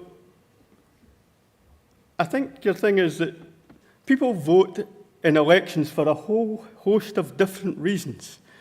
In Aberdeenshire North and Murray East, we'll have quite a few Labour voters. They might be unionists. We have Liberal Democrat voters that we all want to get behind us so that we can get rid of David Duckett, who's the local Conservative MP at the moment. Now, if we take it as a too narrow a thing, you know, we must have X amount of votes for, you know, the SNP, you know, you might not get these unionists to come on board with us and get rid of David Duckett, which is the first point. And if we have enough MPs, you know, as a majority, then we have a mandate to go down to them and say, well, we've got a majority of MPs. What are you going to do about it? Are you going to talk? Are you going to change? Are you going to change the first past the post electoral system? Are you going to get rid of the House of Lords? And all the folk that earn £323 a day just for turning up. So I would like us to do it on the basis of seats. Thank you very much, Peter. Our next speaker speaking against Amendment E is Greg McCarra from Amond Valley branch, and following Greg we will hear from Chris Sagan of Isle of Bute branch speaking for Amendment F. Welcome, Greg. Thank you very much, Kirsten. Conference, nice to see you all here. I was at the convention we had earlier on this year, and the wording in the main resolution that we've got here is broadly similar to what Humza said there, which was that we wanted to seek most of the votes in a general election in Scotland. The resolution which we've got in front of us uses those words. It was signed off, not just by Humza and Stephen, but also by NEC, who know the difference between a simple majority and an overall majority. So most of commonly means a simple majority. You're a bit more explicit than mean overall, but and I agreed with that. I agreed with that back in the first time it was said, and then when it was published here. So I'm kind of going to argue for that. I can see the wind, the way the wind is blowing in this, so I'm not going to be overly precious about this, but I just want us to have a few caveats, a few thoughts on this. I used to be a UK level trade union negotiator before the referendum, and in that I knew the levels of what I could do and what kind of authority I had. I once signed off on a 3-year deal, 15.1%, but I initialed it and said that's subject to being agreed by my executive, who will then ballot the members. And I'm a senior member of the academic staff representatives came along and said, Greg, see if you agree to just agree it today, sign it off today, we'll give you an extra 1%. And I said, no. It was democratic. We've got to go back to the exec, who will ask the members, who then, by the way, did vote overall for it. That's mandates, that's authority. We've agreed this. I think we're going to agree this easily, that when it comes to signing off on independence, it's the people of Scotland, it's not any other process. They will do that. But we're at an interim stage just now. For mandates, you know, but act as if a mandate is a binary thing, as if it's one thing is a mandate and nothing else is. You can get a mandate for something, and if you don't get that, then you've not got anything at all. It's a sliding scale. I've heard many people argue, we'll not get independence until we get 60% of the vote. Well, yeah, okay, let's say 70, let's say 90. You can make up a figure. I never once went into negotiations saying, we're going to talk about things that we want, and by the way, beforehand, I'll tell you what, we're quite willing to insist that it goes to a ballot where we need 75% turnout and 80% support. We never did that. No, you didn't either. You don't sell the jackets before you go into a negotiation. You don't even sell the simics. So we've heard talk about 60%. It's good to get. Let's strive towards it. We don't require it to make progress. Ultimately, we'll want a majority vote. But remember that A simple majority, well, Theresa May formed the government in 2017 on the basis of a simple majority, not an overall majority. Here's the big one. 2007, the Scottish National Party formed the Government of Scotland by getting 1 seat more than the Labour Party, 47 to 46. We used it well. It led to the next election, which we won. And don't throw away any mandate. So in the framing of a manifesto, please frame it so that every mandate is useful. There is just some better than others. Thank you. Thank you very much, Greg.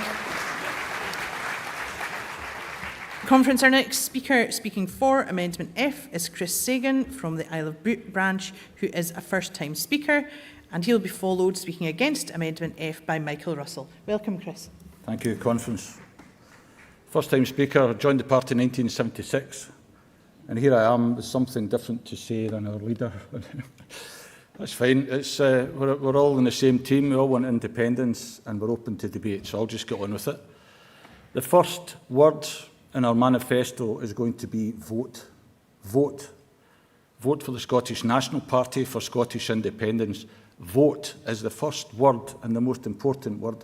We need the votes. We need people to vote for the Scottish National Party, for independence for Scotland. That's what we need to do, and we need to get that vote count up and up and up until it's at an acceptable level for us. That's our challenge, people, to get that vote count up from where it is now to where we can say without any hesitation, without any contradiction, that the people of Scotland want independence. How do we do that? Well, I would suggest, ladies and gentlemen, that we say less, not altogether, but we say less about getting away from Westminster. We say less about escaping from the UK. And we say more about our vision. We have to get the people of Scotland to buy into our vision of a prosperous, successful, independent country in Europe. We do that, of course. What will help us, of course, would be to use examples. And the best examples in my mind are Ireland and Denmark. Both countries about the same size of us, both countries independent, and both countries within the European Union. Both countries with the highest standard of living in the world. Meanwhile, Scotland, still, unfortunately, still with some of the lowest life expectancies in Europe, some of the highest poverty and deprivation in Europe, and the highest drug deaths in Europe. The reasons are stark and obvious, ladies and gentlemen. In Ireland and Denmark, they have prosperity. In Scotland, we have austerity. Prosperity as independent, and in Europe, austerity because we're chained to the UK. Ladies and gentlemen, Ireland and Denmark did it by liberating their people, by getting their people motivated, by getting them to buy in to their country, to become successful individuals in their country.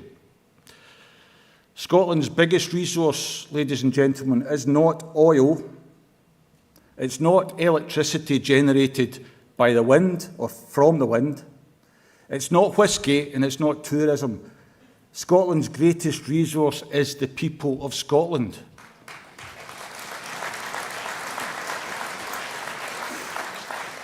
We need to liberate the people of Scotland who are in poverty, and we have to use all the potential in these people to make Scotland the country it should be. The amount of intellect, the amount of skills, the amount of ability that is being wasted because of poverty and because of destitution is unbelievable. Ladies and gentlemen, we need to take the vote count and we need to raise it higher, and we need to raise it higher and higher and higher again until we've got the number of people in Scotland voting for independence that we need. One last thing. The hardest workers will be the MPs. We need to work with these MPs, together with these MPs, together as a team to get these MPs back in their seats and also get the vote count up where it counts. Thank you, Conference. Thank you, Chris. And speaking Against Amendment F, please welcome Michael Russell, who will be followed, speaking for Amendment G, by Lachie McNeill. Welcome, Michael. Thank you, Kirsten. I'm speaking against Amendments F and G, not because I don't believe they're well meant, but because I don't believe in making life more difficult, and certainly more difficult to deliver what the people of Scotland really need.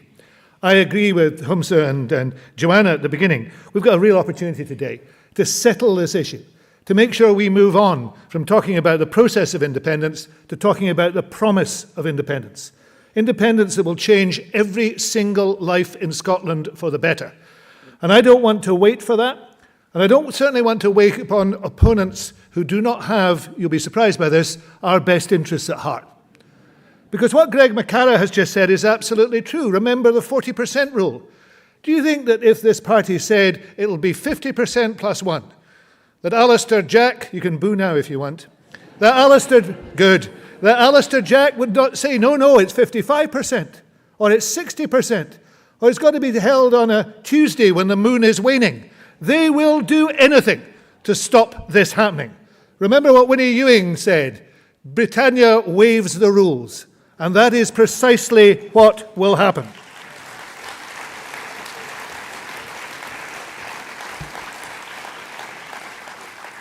Now, we keep being told by those people, the democracy deniers at Westminster, that it's elections that matter.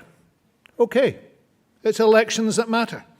And what happens if you win an election is you get a right to deliver what you have promised. Indeed, you have a duty to deliver what is promised. So we stand in an election with this resolution as the basis of our strategy. We say that is what we will do. That is what not just we intend to do, but what we will do. And we have the method in there with a convention and moving forward. And then we do what the people tell us to do. If we have a majority of seats, we deliver that. And by delivering that, we move on from dependence to independence.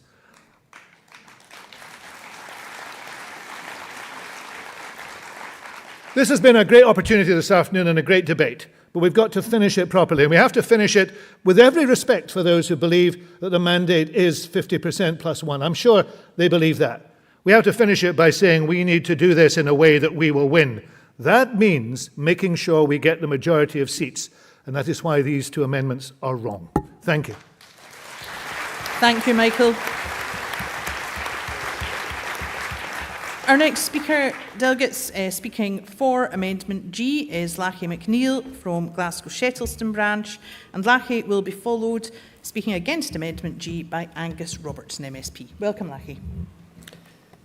Conference, I'm here solely to speak in favour of supporting Amendment G as against Amendment E.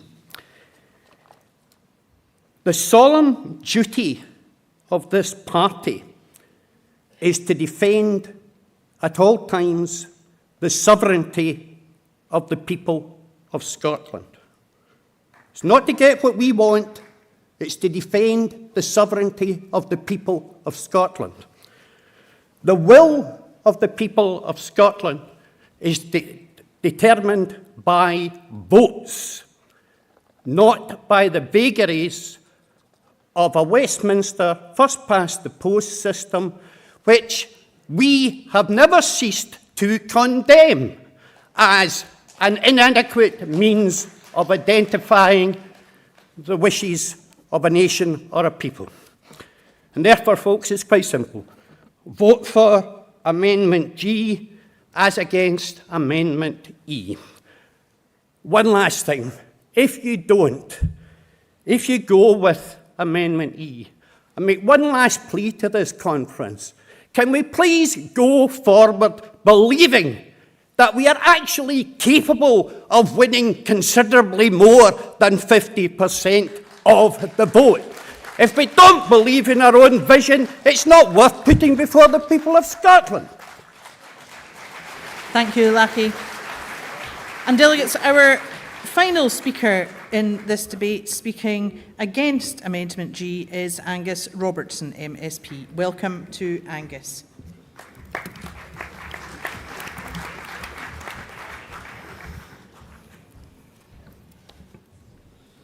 Ladies and gentlemen, I'm sure we can agree on one thing this afternoon, which is we've had an excellent debate, and the Scottish National Party is a home for democratic debate and discussion. And I think the speeches on all sides have been heartfelt and they have been extremely persuasive. I'm here because I believe as a Democrat that we should win, but also that we should not make life more difficult for ourselves. Why should there be one rule for the Unionist parties in winning an election, and why should there be a completely different rule for the Scottish National Party and supporter of independence? If it's good enough for them, it's good enough for us. And now, do not be under any misapprehensions. I would be delighted to have a referendum in Scotland. Let's have one. We have a mandate for one. The democracy deniers in the Conservative Party, the democracy deniers in the Labour Party have put a roadblock in the way. But as Democrats, we run in every election and we run to win. So surely winning an election, just like for all the other parties, is a mandate for our manifesto. And we have to and we must work with the means at our disposal. There is no alternative to the ballot box. There are no shortcuts to independence. And there are no shortcuts, and this is crucial, to international recognition. So, I'm asking you this afternoon, please oppose Amendment G. Now that it's been moved, please vote against Amendment F, support the resolution and the amendments A to E, and let's go forward to deliver independence. Thank you very much. Thank you very much, Angus. Conference, that is the end of an excellent debate. So we will now move on to the summing up and then to voting. So for the summing up, I'm going to take each amendment in order, and if the mover wishes to sum up or waive, if they could indicate as appropriate, and then we'll move on in that way. So for Amendment A, I'm looking for Tommy Shepherd to either come to the stage. Here he comes. Thank you very much, Tommy. If I can ask Tony Giuliano to be ready. Over to you, Tommy. Thank you, Kirsten. I just want to speak very briefly to some of the points that have been raised and what I also think has been an excellent democratic debate, the like of which you will not see at any other party conference in the United Kingdom. The arguments that the amendments have made for a majority of votes only apply if you wish to regard next year's general election as a referendum on Scottish independence. If that is your view, then yes, it should be a majority of votes rather than seats. And that is the crux of this debate. But it is not a referendum. It is a general election, not our general election, not our rules, not our game, but it's one that we participate in. And we should not participate in that, applying to ourselves a different and a higher test of success than that which our opponents apply to them. And we certainly cannot afford to go into that election and win a majority of seats and then be told that we have a mandate for nothing at all. So this resolution and Amendment A is about making sure we have a clear mandate to take our campaign and our journey to independence forward and to advance those demands after that election to a new UK administration. And some people have said, I heard somebody say, oh, we're just setting up another thing for them to say no to. Possibly, but we don't know that. And if you say that the outcome of the general election cannot allow for the possibility of change, then you might as well not have that election in the first place. The truth is we could be facing a different situation, a historically new situation, and that is to have a so-called left-of-centre progressive government in the UK, which does not have a mandate in Scotland. That would be the first time ever that would happen in the history of this union. And it would be a new situation which gives us new opportunities. But conference, remember this. This resolution in Amendment A clearly says that if they continue to ignore us, to disrespect us, to say no, then we will say yes. And we have an opportunity coming in 2026 to make sure that on our terms, we can repurpose that democratic event to allow the people of Scotland to have our say. So, Conference, keep the head. Let's be clever, let's be thoughtful, and let's have a strategy that takes us not just to this election, but beyond it to the next one. Thank you very much, Tommy. Can I now call Tony Giuliano, if he would like to sum up? He has amendments B and C. Thank you, Tony. Conference, I want to speak directly to the fellow member who spoke against the Amendment B.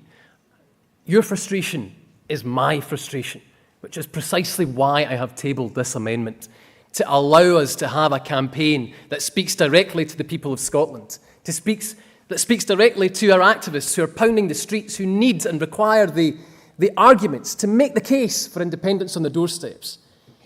You also talked about a propaganda war. It's precisely why we need a campaign to bring our arguments to life and meet people where they're at, speak their language, inspire once again. That's why I'm asking you to vote for the amendments, both amendments B and C, so that we can take our message to every community and every door and get Scotland voting yes to independence next year. Thank you, Conference. Thank you very much, Tony. And to sum up for Amendment D, I see that Joanna Cherry has anticipated that I would be calling her. Thank you, Joanna. If I could ask Jim Finlayson to be ready if he wishes to sum up for the next amendment. Thank you, Kirsten. Conference, to reiterate, I'm urging you to support this resolution with Tommy's Amendment A and my Amendment D. If we do that, next year's general election will not be a de facto referendum, but we will have a manifesto with independence at its heart and a fallback position if the UK government won't recognise our mandate. These fallbacks will include the option of treating the next Holyrood election as a de facto referendum, and because of my amendment, the option of bringing the wider movement and Civic Scotland together with us into a constitutional convention. And I just want to remind you of the manuscript amendment that Kirsten read out at the beginning. If you look at paragraph 6, what with Humza's agreement, I want to add, after the words, the Scottish Government is empowered to begin immediate negotiations with the UK Government to give democratic effect to Scotland becoming an independent country, I want to insert there, open inverted commas, and establish a constitutional convention constituted by the MPs elected to Westminster, MSPs and representatives of Civic Scotland to assist such negotiations. Conference reaffirms the commitment to set up a constitutional convention which was made in January 2020. That's what you're being asked to support.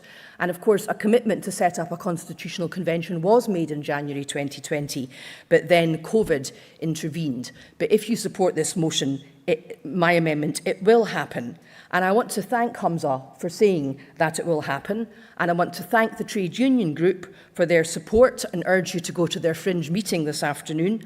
And I also want to thank Amy, Jamie Hepburn and Stuart for speaking in support of my Amendment D. I'll just briefly address the points made against it by Graham. Graham's opposition seemed to boil down to not wanting to work with small parties or those with whom he disagrees. But of course, we're already working with a very small minority party that got less votes than the Tories in Rutherglen, and that's the Scottish Greens. We're already working with them. And we cannot pick and choose which minorities are heard. The voices of all minorities must be heard, and so must also the voices of all women who make up more than 50% of the population of Scotland, not just those women whose views have been approved in advance, particularly not by a man. So I don't think the reasons for opposition to the motion make any sense. And I also, to my amendment, make any sense. And I also disagree with the remit back, because my Amendment D and Tommy's Amendment A are designed to give us a fallback position if the next government refuses to come to the negotiating table. That's what they are for. So please support the resolution with my amendment D and Tommy's amendment A. Thank you. Thank you, Joanna. To sum up for Amendment E, can I check if Jim Finlayson wishes to sum up? I think I see him approaching. And could Chris Hanlon and Pete Wishart be ready to come to the stage if they wish? Thank you, Jim. Thanks, Kirsten. I'll be very brief. The resolution of the amendment was basically tidying up. It was tidying up with semantics, and I think that's quite clear to everybody in here. There was a couple of points though that come up during the discussions. First of all, the member who come up and spoke and stated that we'd won majority of seats before in the UK Parliament in Scotland and nothing has happened. But what I'd say to that member is that if we have it in our manifesto that a majority of seats is a mandate, which we haven't had since we've won a majority of seats, then that is a definite mandate, and it's a legitimate mandate as well, as Michael Russell pointed out. The other point was from Ian from Ballochmyle, and he spoke about the dissolution of the Act of Union.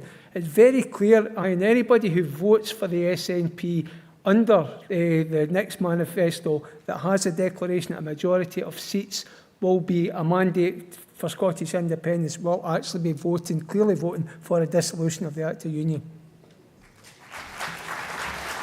Thank you very much.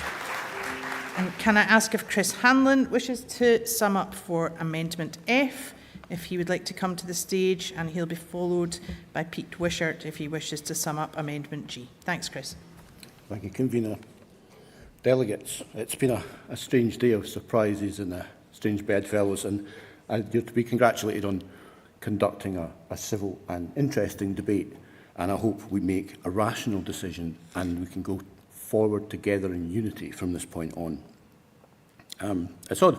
I found myself agreeing today, strangely, surprisingly, with Dovidas and Pete Wishart in ways that I never thought that I would. You know, I am personally a passionate believer in popular sovereignty, the basic fundamental principle of the Scottish Constitution. You are sovereign, nobody else. It's not going to be a case of, does Westminster recognise this? Will Westminster let us? Please, sir, please, sir. No, this is going to come down to, like all successful independence movements, do the people of Scotland recognise this? Do the no voters of Scotland recognise the result as legitimate and agree that that's how we should proceed? What Westminster thinks is neither here nor there in the long run. If we propose an election where a majority of seats carries the day, we could manage that with a lower percentage of the vote than we got in 2014. Will no voters come out the next day and say, fair enough, you won fair and square, 42% voted for Indy, so I guess we're negotiating leaving the UK? No. No, they flipping won't. Because that would be an outrage. And what if we decided today that we should go with a majority of votes for SNP candidates and not for all independence supporting candidates? It sounds fairer. But if 48% vote SNP and a further 3% vote Green, what will happen? Well, no voters say, I go on then, that's close enough. We know you said you needed to get 50% of your own, but fair play, you can have your independence. No, they flipping won't. And that too would be an outrage because the majority of Scots would have voted for independence and they still wouldn't be getting it. It has to be a majority of votes for all independence supporting candidates, and it needs to be on an ongoing basis. That needs to be our fallback position. From here on in, the union is on notice. Thank you very much. Thank you very much, Chris. And to sum up for Amendment G, welcome Pete Wishart MP. Thank you, Kirsten. And it has been a fantastic debate. And I think this is a credit to the party, how we can come together in times such as this to discuss our core mission and do it honestly and with real pride, passion and reflection. So it's fantastic we've had that today. And it is quite strange the people you find agreeing with you in events such as this. And I was on the way up to the stage there and somebody shouted up, you're going to get gubbed with this vote today, Pete. And, you know, I may well do that, but it is right that we put forward the different and distinct strands to this particular question. Now, we're here debating this because we've been blocked. We've been blocked by Westminster. They've constantly said no to our legitimate demands for a referendum. Even when we won a majority in the Scottish Parliament, they were not disposed towards giving us that referendum, about allowing us to do this.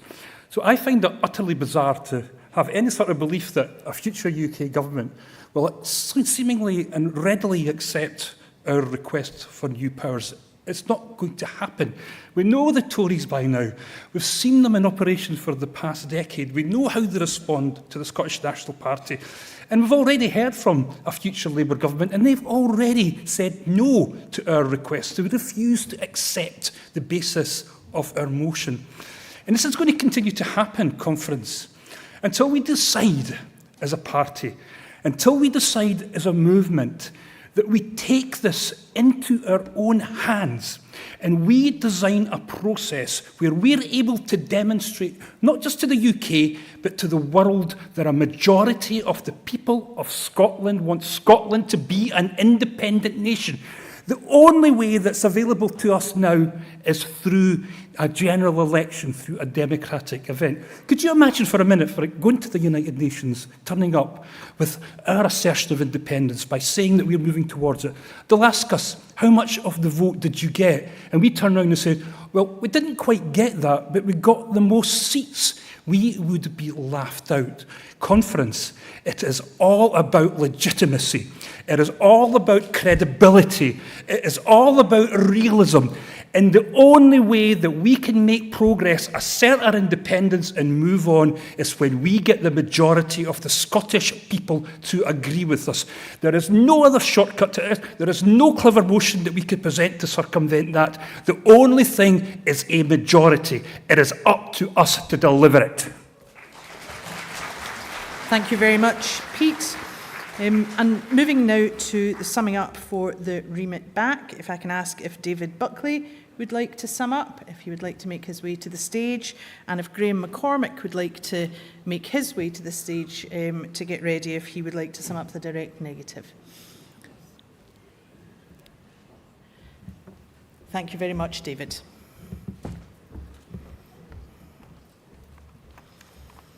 Hello again.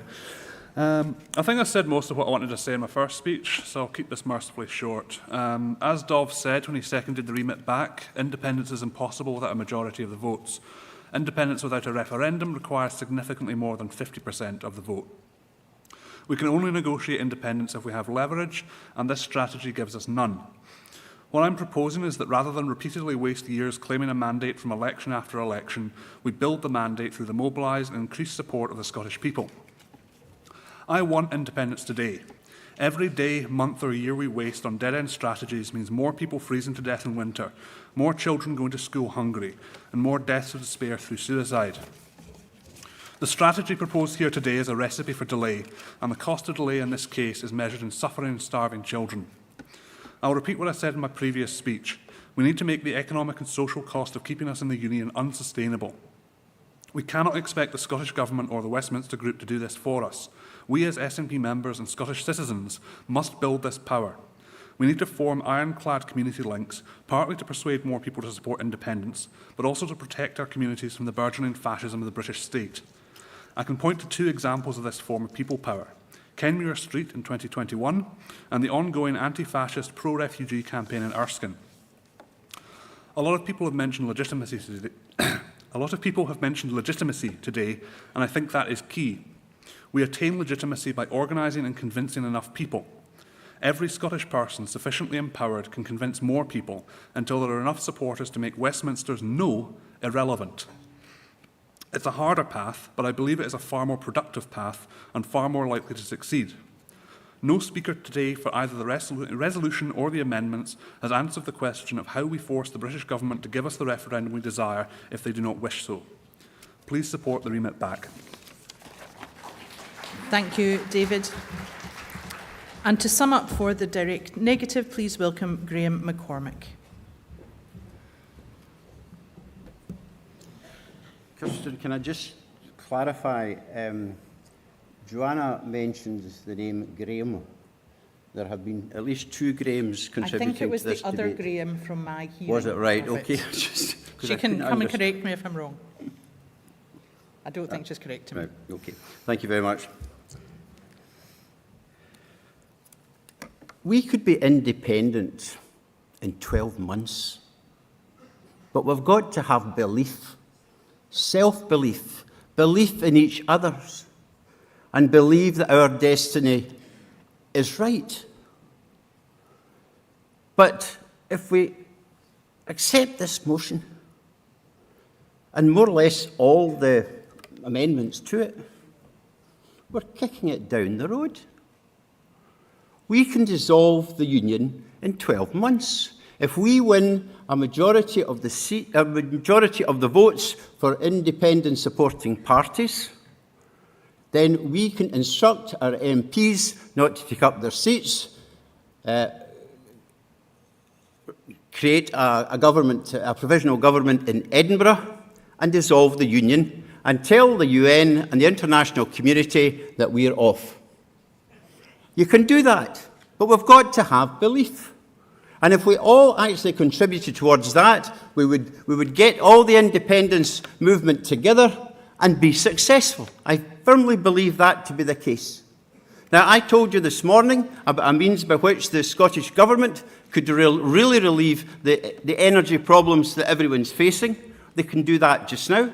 And there are other things through annual ground rent, etc., where they can raise money so that there is plenty of money in order to prosecute independence and dissolve this union and make sure that nobody is prejudiced financially during the process. Because that's the problem. We have about 15% of the population who are sympathetic to it, but they want to know that their personal financial risk is not adversely affected. So here's the answer. So these are the things which we can do, but we've got to have faith in this. You know, I sometimes worry, that we're scared of success in this party, because success is not winning elections. Success is winning independence, and that is what we should be doing. But we can change this negative, I'm finishing up, we can change this negative into a positive. Reject this resolution and instruct the conference committee to come back so that we can have a debate tomorrow on dissolving the union. And let's talk about that, because we haven't talked about that at all. This isn't democracy if the different ways by which we can become independent are not discussed and debated. Thank you very much. Thank you, Graham.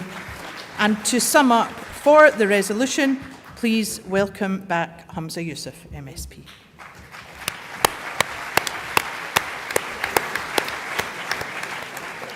Conference, I'll not say much about the substance of the various different amendments and indeed of this resolution itself, because that has been well rehearsed and debated. I just wanted to make a few final closing points, if I may. First and foremost, I set the challenge to the party at the beginning of this debate to do so respectfully, and you have done that. So well done for doing that in the best traditions of our party. Though, Graham, if you hear at FMQs me use the term flatulence in a trance, you will know exactly where it has come from. The second thing that I wanted to say, and I said in my opening, was we have had a robust, passionate, energetic debate around our future strategy. But let me be clear.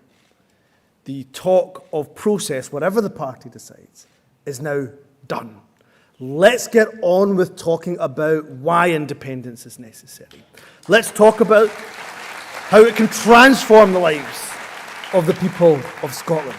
Because a number of speakers said, well, the dial just hasn't quite shifted as much as we would have thought, given Brexit, given the chaos of the UK government, given the cost of living crisis.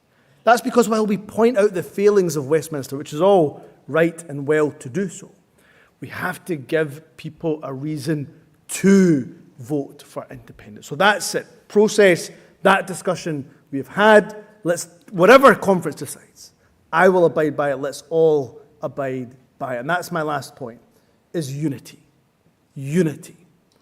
I've been in this party for almost 20 years. We've had bumps in the road. Let's not pretend the last 6 months have been anything other than challenging at times. Eventful, I might say so too.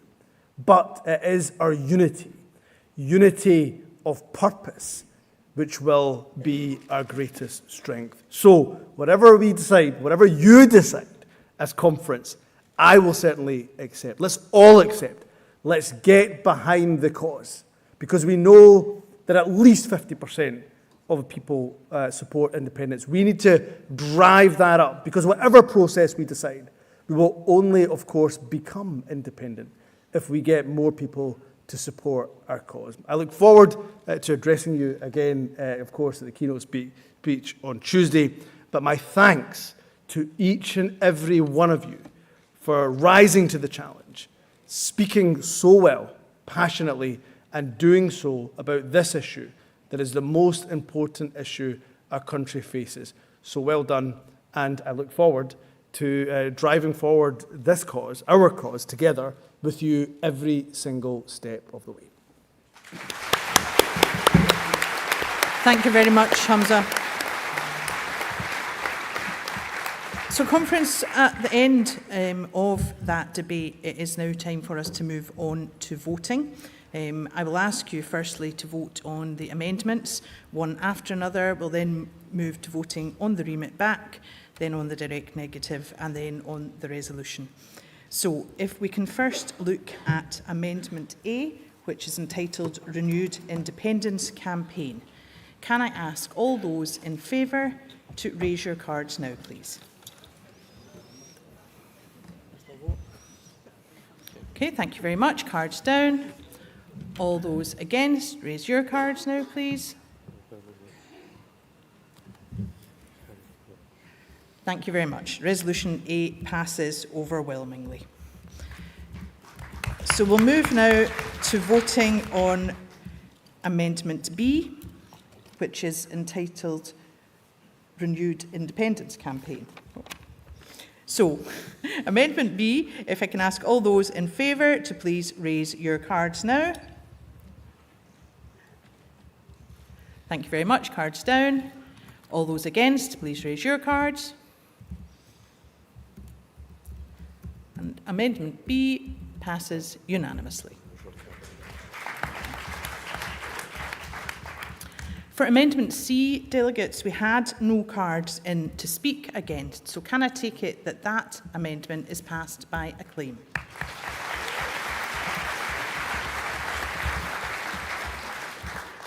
Thank you very much. So, Amendment D, which is Constitutional Convention, can I ask all those in favour to raise your cards now, please? Thank you very much. Cards down. All those against, raise your cards now, please. And Amendment D passes overwhelmingly. And if we can move now to voting on Amendment E, majority of seats for SNP required. Can I ask all those in favour of Amendment E to raise your cards now? Thank you very much. Cards down. All those against, raise your cards now. Amendment E passes overwhelmingly. So we'll move on now to Amendment F, entitled Majority of Votes for Pro-Independence Parties. And on voting for F, if that is passed, then that would supersede what you voted for with Amendment E. So for Amendment F, all those in favour, please raise your cards now. Thank you very much. Cards down. All those against, please raise your cards. Thank you very much. Cards down. So Amendment F falls overwhelmingly. And then moving on to Amendment G. And if Amendment G passes, that would supersede Amendment E, which you have previously voted for. So all those in favour of Amendment G, majority of votes for SNP required, please raise your cards now. Thank you very much. Cards down. All those against, please raise your cards now. Thank you very much. Cards down.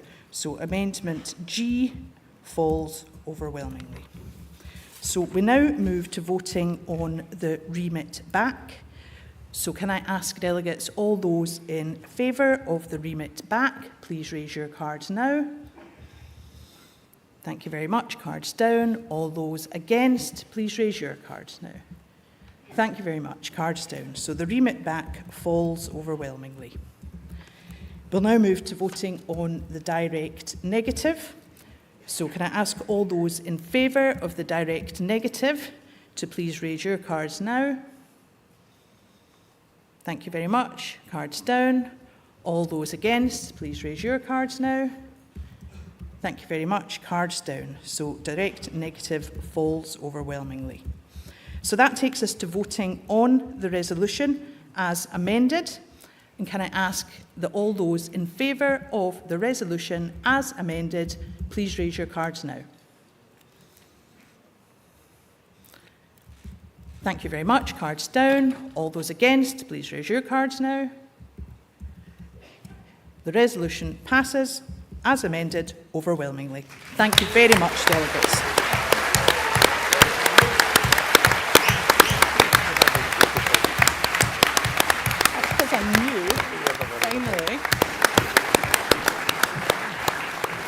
Thank you all very much for your contributions. Delegates, I know that we have taken a lot of time to go through that. You will see that we have pushed the envelope as far as we could in taking speakers, but I think that that was very important. It does mean that we're a wee bit behind schedule. So, with apologies to those who are on the agenda still to come, I am going to move on our agenda, and we will call point of order. Stephanie, come on up. Which minister comes first? Okay. Thank you very much. Point of order, Stephanie Milner. Sorry for a point of order, but about the internal session that's due to come. So the governance review was only made available on Friday and not announced by email until Saturday. This is... Because this is an internal session matter, Yeah. so I'm very happy to take your point of order. Okay. But can we take it in the internal session? Can we take it at the start because Yeah. it is about the scheduling? Yeah, that's of- absolutely fine. Okay. Yeah, thank you. So we'll take Stephanie's point of order, which we've now got advance notice of at the start of the internal session. So we have two ministers. We were to have one cabinet secretary, and unfortunately Shona Robertson is unwell. We have Mary McCallan, the Cabinet Secretary for Net Zero and Just Transition, and Jenny Gilruth, the Cabinet Secretary for Education and Skills, here in her place, and I'd like to welcome them both to the stage.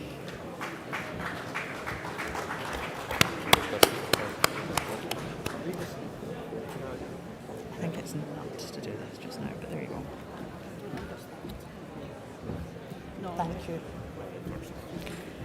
And first to the platform, please welcome Mary McCallan, MSP. Thank you.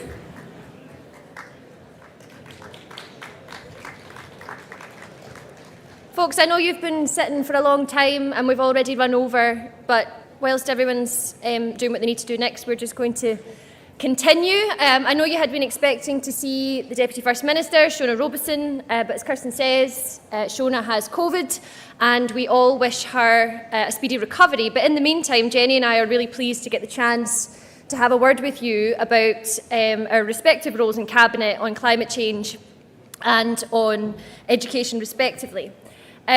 Because if I have said a number of times in the Parliament, as I'm sure many of you agree, the twin crises of climate change and nature loss, they are the collective mission of our times. They are a twin crisis which is truly of existential proportion. Once a seemingly distant threat, I think we would all agree that this summer, more clearly than I think ever in the past, we have seen the impacts of climate change depicted throughout the world. And in July, the UN Secretary-General, Antonio Guterres, he observed that the evidence is everywhere. Humanity has unleashed destruction. And just last week, many of you will have experienced those unusual weather patterns for yourself. In Argyll and Bute, for example, we experienced a month's worth of rain in 36 hours, which damaged homes, it closed roads, it ruined crops. And similarly, if you can believe it, a summer challenge for Scotland now is managing water scarcity, which is quite unbelievable in a country like Scotland that's famous for how often it rains. But I mention this because as we begin to feel the impacts of climate change here in Scotland, we should be in no doubt that there are communities throughout the world who right now are on the front line of the impacts. Often, these same communities have done little or nothing to cause the problem. They haven't benefited from the industrial processes which are driving climatic breakdown that all of us in the global north have benefited from. And of course, that is the great irony at the heart of the climate challenge. It's why climate change is an urgent human rights issue which Scotland must respond to. And we are responding. Scotland was among the first nations in the world to declare a climate emergency, and since then our Parliament has set what remains some of the most stretching climate ambition in legislation in the world. And I am so proud of what our party and government has already delivered, which has taken us to being at this moment halfway to ending our contribution to climate change. This includes having launched Scotland, which is the world's largest offshore floating wind leasing round. This will bring in billions of pounds of option fee, rental revenue and supply chain investment, as well as an additional capacity of up to 27 gigawatts. Meanwhile, our £500 million Just Transition Fund is right now supporting communities, businesses and people and local business to make the transition in the North East and Moray in a fair and managed way. We're also investing £100 million in hydrogen, including recently investing in a hydrogen hub here in Aberdeen. In transport, we're providing free bus travel to millions of people in Scotland. And very recently, my colleague Fiona Hislop, the Minister for Transport, she launched our ScotRail peak fares removal pilot, which has been so well received and is a key example of the Scottish Government taking action, which is good for people's pockets and for our planet. On our roads, targeted investment has now seen more than 500 zero-emissions buses on our roads, and we have the most comprehensive network of public charging infrastructure of anywhere in the UK outside of London. And we're doing all of this whilst we're investing in our natural world. Scotland is planting more trees, restoring more woodlands, and restoring more of our precious peatlands, which literally soak up carbon and sequester it away. We're doing that at a rapid pace. And unlike the Tories, who are removing direct support for farmers, and Labour, who, in my experience, often seem to forget exactly where our food comes from, we are supporting Scotland's farmers to play their part in leading the transition to net zero. I know that Scotland's farmers want to lead that transition, that they are passionate about our land, and I know that not just because I recently married one of them. But friends, I make that point because as Net Zero Secretary, my vision for a Net Zero Scotland is one where more, not fewer people live and work sustainably on our land and our seas. And that's why, whilst I support rewilding efforts, I actually prefer the term repeopling, because people must be part of, they must be central to the mission. And it's why I'm so excited by the land reform bill that my colleague Marie Goujon is now taking through Parliament. But friends, this is just a flavour of some of what we've already delivered together. The truth is, we are halfway to net zero. There is a great deal of work still to do. But what I hope is clear to us all is that Scotland is so well placed to lead the way in our outward-looking internationalist tradition.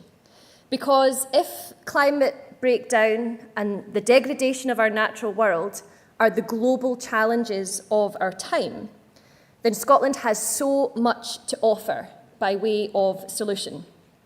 But we have a choice. We can choose to be the renewables powerhouse of Europe. We can choose to deliver that just transition for our oil and gas sector. We can choose to embrace the future of an economy that is fair, that is green, and that is growing. Or we can choose, like the UK government has chosen, to bury our heads in the sand, pretending that climate change isn't real or that it will somehow go away itself. The choice is not, as has been presented, a choice between a strong economy and tackling climate change. One of those absolutely depends, and always will, on the other. Because the truth is, tackling climate change is both an environmental and a moral imperative, but it also might be one of the greatest social and economic opportunities that Scotland has. As first movers in a just transition, we can grow our economy, we can protect our environment, we can avail the people of Scotland of the multitude of opportunities that come with a greener future, not least of good green jobs in those energy industries of the future, of warm, energy-efficient homes, and of something as basic but as fundamental as clean air. All of this is the prize of a just transition to net zero. But I'm afraid we will not be able to deliver this whilst we are tied to the failed system of Westminster. In recent weeks, Rishi Sunak has rolled back on some of the key pledges on net zero. And as with so many other Labour principles, Keir Starmer has shown himself so desperate to shed green pledges as he tries to get himself into number 10. What we are seeing from the Tories and from Labour is not climate ambition, it is climate complacency. And that complacency is not only hampering progress on this global vital mission, it is also depriving Scotland of the economic opportunities of net zero. Because just as successive UK governments of all colours have squandered Scotland's oil wealth and the billions of pounds, the hundreds of billions of pounds that have flowed from the North Sea and from this city to the UK Treasury, they now seem intent on squandering the opportunity, the economic opportunity that we now face of leading the way to net zero. Conference, we simply cannot let that happen. Right now, we have the energy, but Westminster has the power. We cannot let that continue. We have just debated our route to independence. We must now get on and deliver it. Frankly, there can be no greater collective mission than ours to leave a world which is capable of being safely and sustainably inhabited by generations to come. This is our collective mission in which we cannot fail. Thank you. Thank you very much, Mary, for that very, very informative and interesting address. And I'd now like to welcome to the podium Jenny Gilruth, MSP Cabinet Secretary for Education and Skills. Good afternoon, Conference. It's always a pleasure to be back in my native Aberdeen. I'm proud to stand here before you today as Scotland's Education Secretary. As a former teacher, the chance to serve our country in this role is the most extraordinary privilege of my life. But Conference, I am doubly privileged to serve as Education Secretary in this SNP government, a bold, inclusive and progressive government led by a First Minister with the values that we all share: equality, opportunity, community. Community is what binds us together in the Scottish National Party. We've all watched in recent days and today as our First Minister bravely described his own family suffering, watched as he articulated the pain and suffering of Scottish families in Israel and Gaza, watched as he leads with dignity and compassion. First Minister, we stand with you and your family at this time of unimaginable personal torment. Our community, our party is with you. Friends, No one can pretend that 2023 has been an easy year for the SNP, and we have to own that. But the history of our party and our movement is one that sustains. You need only look at support for independence to know that. During the independence referendum, we built support by providing hope for the future, hope for the next generation. That's what we will do again, because Conference, our people, have never needed independence more.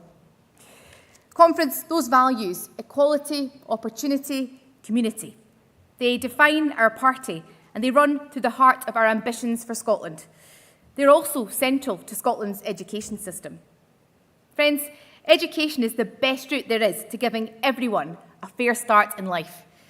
That starts with our youngest children and a childcare system that works for Scotland's families. Thanks to investment from this SNP government, all 3- and 4-year-olds and eligible 2-year-olds have access to 1140 hours of funded childcare every single year. But we want to and we have to go further, which is why we set out plans to expand childcare, empowering more parents, especially mums, to get back to work. Conference, we're also taking action on Westminster's cost of living crisis. In our schools, we're expanding free school meals to primary 6 and primary 7 pupils in receipt of the Scottish Child Payment, the next step towards universal provision across all primary schools. That's the most generous offer of any nation in the UK, saving families on average £400 per year. These are the actions of a government relentlessly focused on the priorities of the people of Scotland, tackling poverty, boosting opportunity, and supporting our people through tough economic times. But delegates, we are doing so with one hand tied behind our back. For every positive, progressive policy we implement in Holyrood, there's another regressive, right-wing Westminster policy holding Scotland back. And we see evidence of that in Scotland's schools every single day. While we invest in the Scottish Child Payment, Westminster ploughs on with brutal cuts to welfare, plunging more of our children into poverty. While we invest £1 billion in the Scottish Attainment Challenge, the UK government doubles down on austerity and slashes budgets across the board. Austerity has consequences, delegates, and more of those consequences are harming Scotland's children. The SNP and government will always do everything we can within the current constraints of devolution to help our people. But let's be clear, the Union is a brake on our ambition. It's weighing Scotland down and it's pulling the hopes and aspirations of the next generation with it. Brexit Britain doesn't inspire hope, and that isn't going to change if Labour win the next UK election. In fact, Labour have made it clear that nothing will change if they form the next UK government. The same Labour Party who stood shoulder to shoulder with the Tories and promised that a no vote was a vote to remain in the EU. The same Labour Party who think the rape clause can be made fair. The same Labour Party whose shadow Scottish Secretary thinks Alistair Jack is a positive role model. Keir Starmer offers continued austerity, welfare cuts and a U-turn on tuition fees. Not just shedding glitter, Sharma sheds principles on a daily basis as the Labour Party lurches to the right in a bid to become electable in England again. Now is not the time for a pale imitation of the Tories. Now is the time for strong, progressive leadership. A Scotland which is confident about where she is going. A Scotland which can inspire the next generation. Conference, excellent learning and teaching must be the foundation of all that we do in Scottish education. I'm sure you can all remember a teacher who made a difference in your life, someone who inspired and encouraged you to lift your ambitions. And I want to ensure that all of Scotland's hard-working teachers are supported and empowered in our classrooms. That's why, as part of the education reform agenda, I can announce today that we will establish a new centre of teaching excellence, making Scotland a world leader in new approaches to learning and teaching. Co-designed with our teachers and professional associations, the Centre of Teaching Excellence will put Scotland at the forefront of innovative research. We will use the centre to work with our councils on our shared national mission to close the poverty-related attainment gap and to deliver excellent learning and teaching for our children. Because, Conference, excellent teachers make the difference. That's why I'm clear that education reform can't just be about changing organisational structure or creating new bodies. It has to be focused on what happens in our classrooms. And Conference, as we embark on the process of reforming and improving our education system, let's not lose sight of the fact that the SNP government values the teaching profession.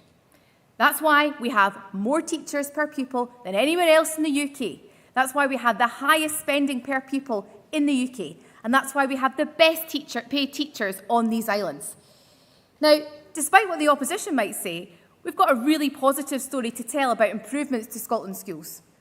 The latest primary school attainment figures on literacy and numeracy show the biggest ever reduction in the poverty-related attainment gap in a single year. We have a record number of vocational and technical qualifications having been achieved this year, and the poverty-related attainment gap is narrower now than it was pre-pandemic for Nat5's hires and advanced hires. When we came to office, only 61% of Scotland's schools were in a good or satisfactory condition. The figure is now over 90%, thanks to SNP investment in our schools. So, Conference, let's celebrate excellence where it exists in our education system, but redouble our efforts to demand excellence and equity for all. Conference, as Education Secretary, I'm also privileged to have responsibility for our colleges and universities. As a party, one of our proudest achievements is ensuring the right to a free university education. While the Tories charge extortionate fees south of the border and Sir Keir Starmer makes clear he'll just copy Rishi Sunak's homework, we want to make a guarantee in the SNP that never, under any circumstances, will tuition fees be imposed on Scottish students under an SNP government. Education must be based on the ability to learn, not on the ability to pay. It is, Conference, this commitment which has seen record numbers of first-time students from our poorest communities starting university in Scotland. But there is more to do. We will never, ever apologise for ensuring that young people in Scotland have the same opportunities regardless of where they grew up. Delegates, I've been a member of this party since I was 22 years old. I've supported independence for much longer. Every day as Education Secretary, I am reminded of exactly why independence is so important, so necessary. Independence is necessary for the school kids I met last week who started Take What You Need trolleys for essential items and toiletries. Why? Because so many of their classmates are struggling to afford the basics amidst the Westminster cost of living crisis. Independence is necessary for the young people benefiting from an LGBT inclusive education and who are scared by the extremist rhetoric coming from Westminster. Independence is necessary for every child in Scotland whose parents are struggling to make ends meet and who rely on food banks. And Conference, independence is necessary because it is the only way to ensure that this generation is the last generation to be subjected to a right-wing, pro-austerity, pro-Brexit, anti-immigration, anti-equality Westminster government, whether they wear a red rosette or a blue one. That needs all of us here today to unite around the values we hold dear. It relies on all of us taking that positive vision for Scotland's future to our people across the country. Because we know that when our party unites behind that progressive vision for Scotland, there is nothing our opponents can do to stop us. It is that progressive vision that will run through everything I do as Education Secretary to ensure excellence and equity are at the heart of Scotland's education system. And it is that progressive vision that I look forward to campaigning on you with as we win Scotland's independence. Thank you. Thank you very much, Jenny, for that very informative update. And I know that delegates have maybe been sitting for a while, but I think it was very worthwhile to have our two Cabinet Secretaries here, so thank you so much. So, Conference, we're now going to move into internal session, so I will ask that anybody who is not a delegate vacates, and then we will quickly move into internal session. I'm hoping somebody will give me a nod, somebody who can see if we are good to go with the internals.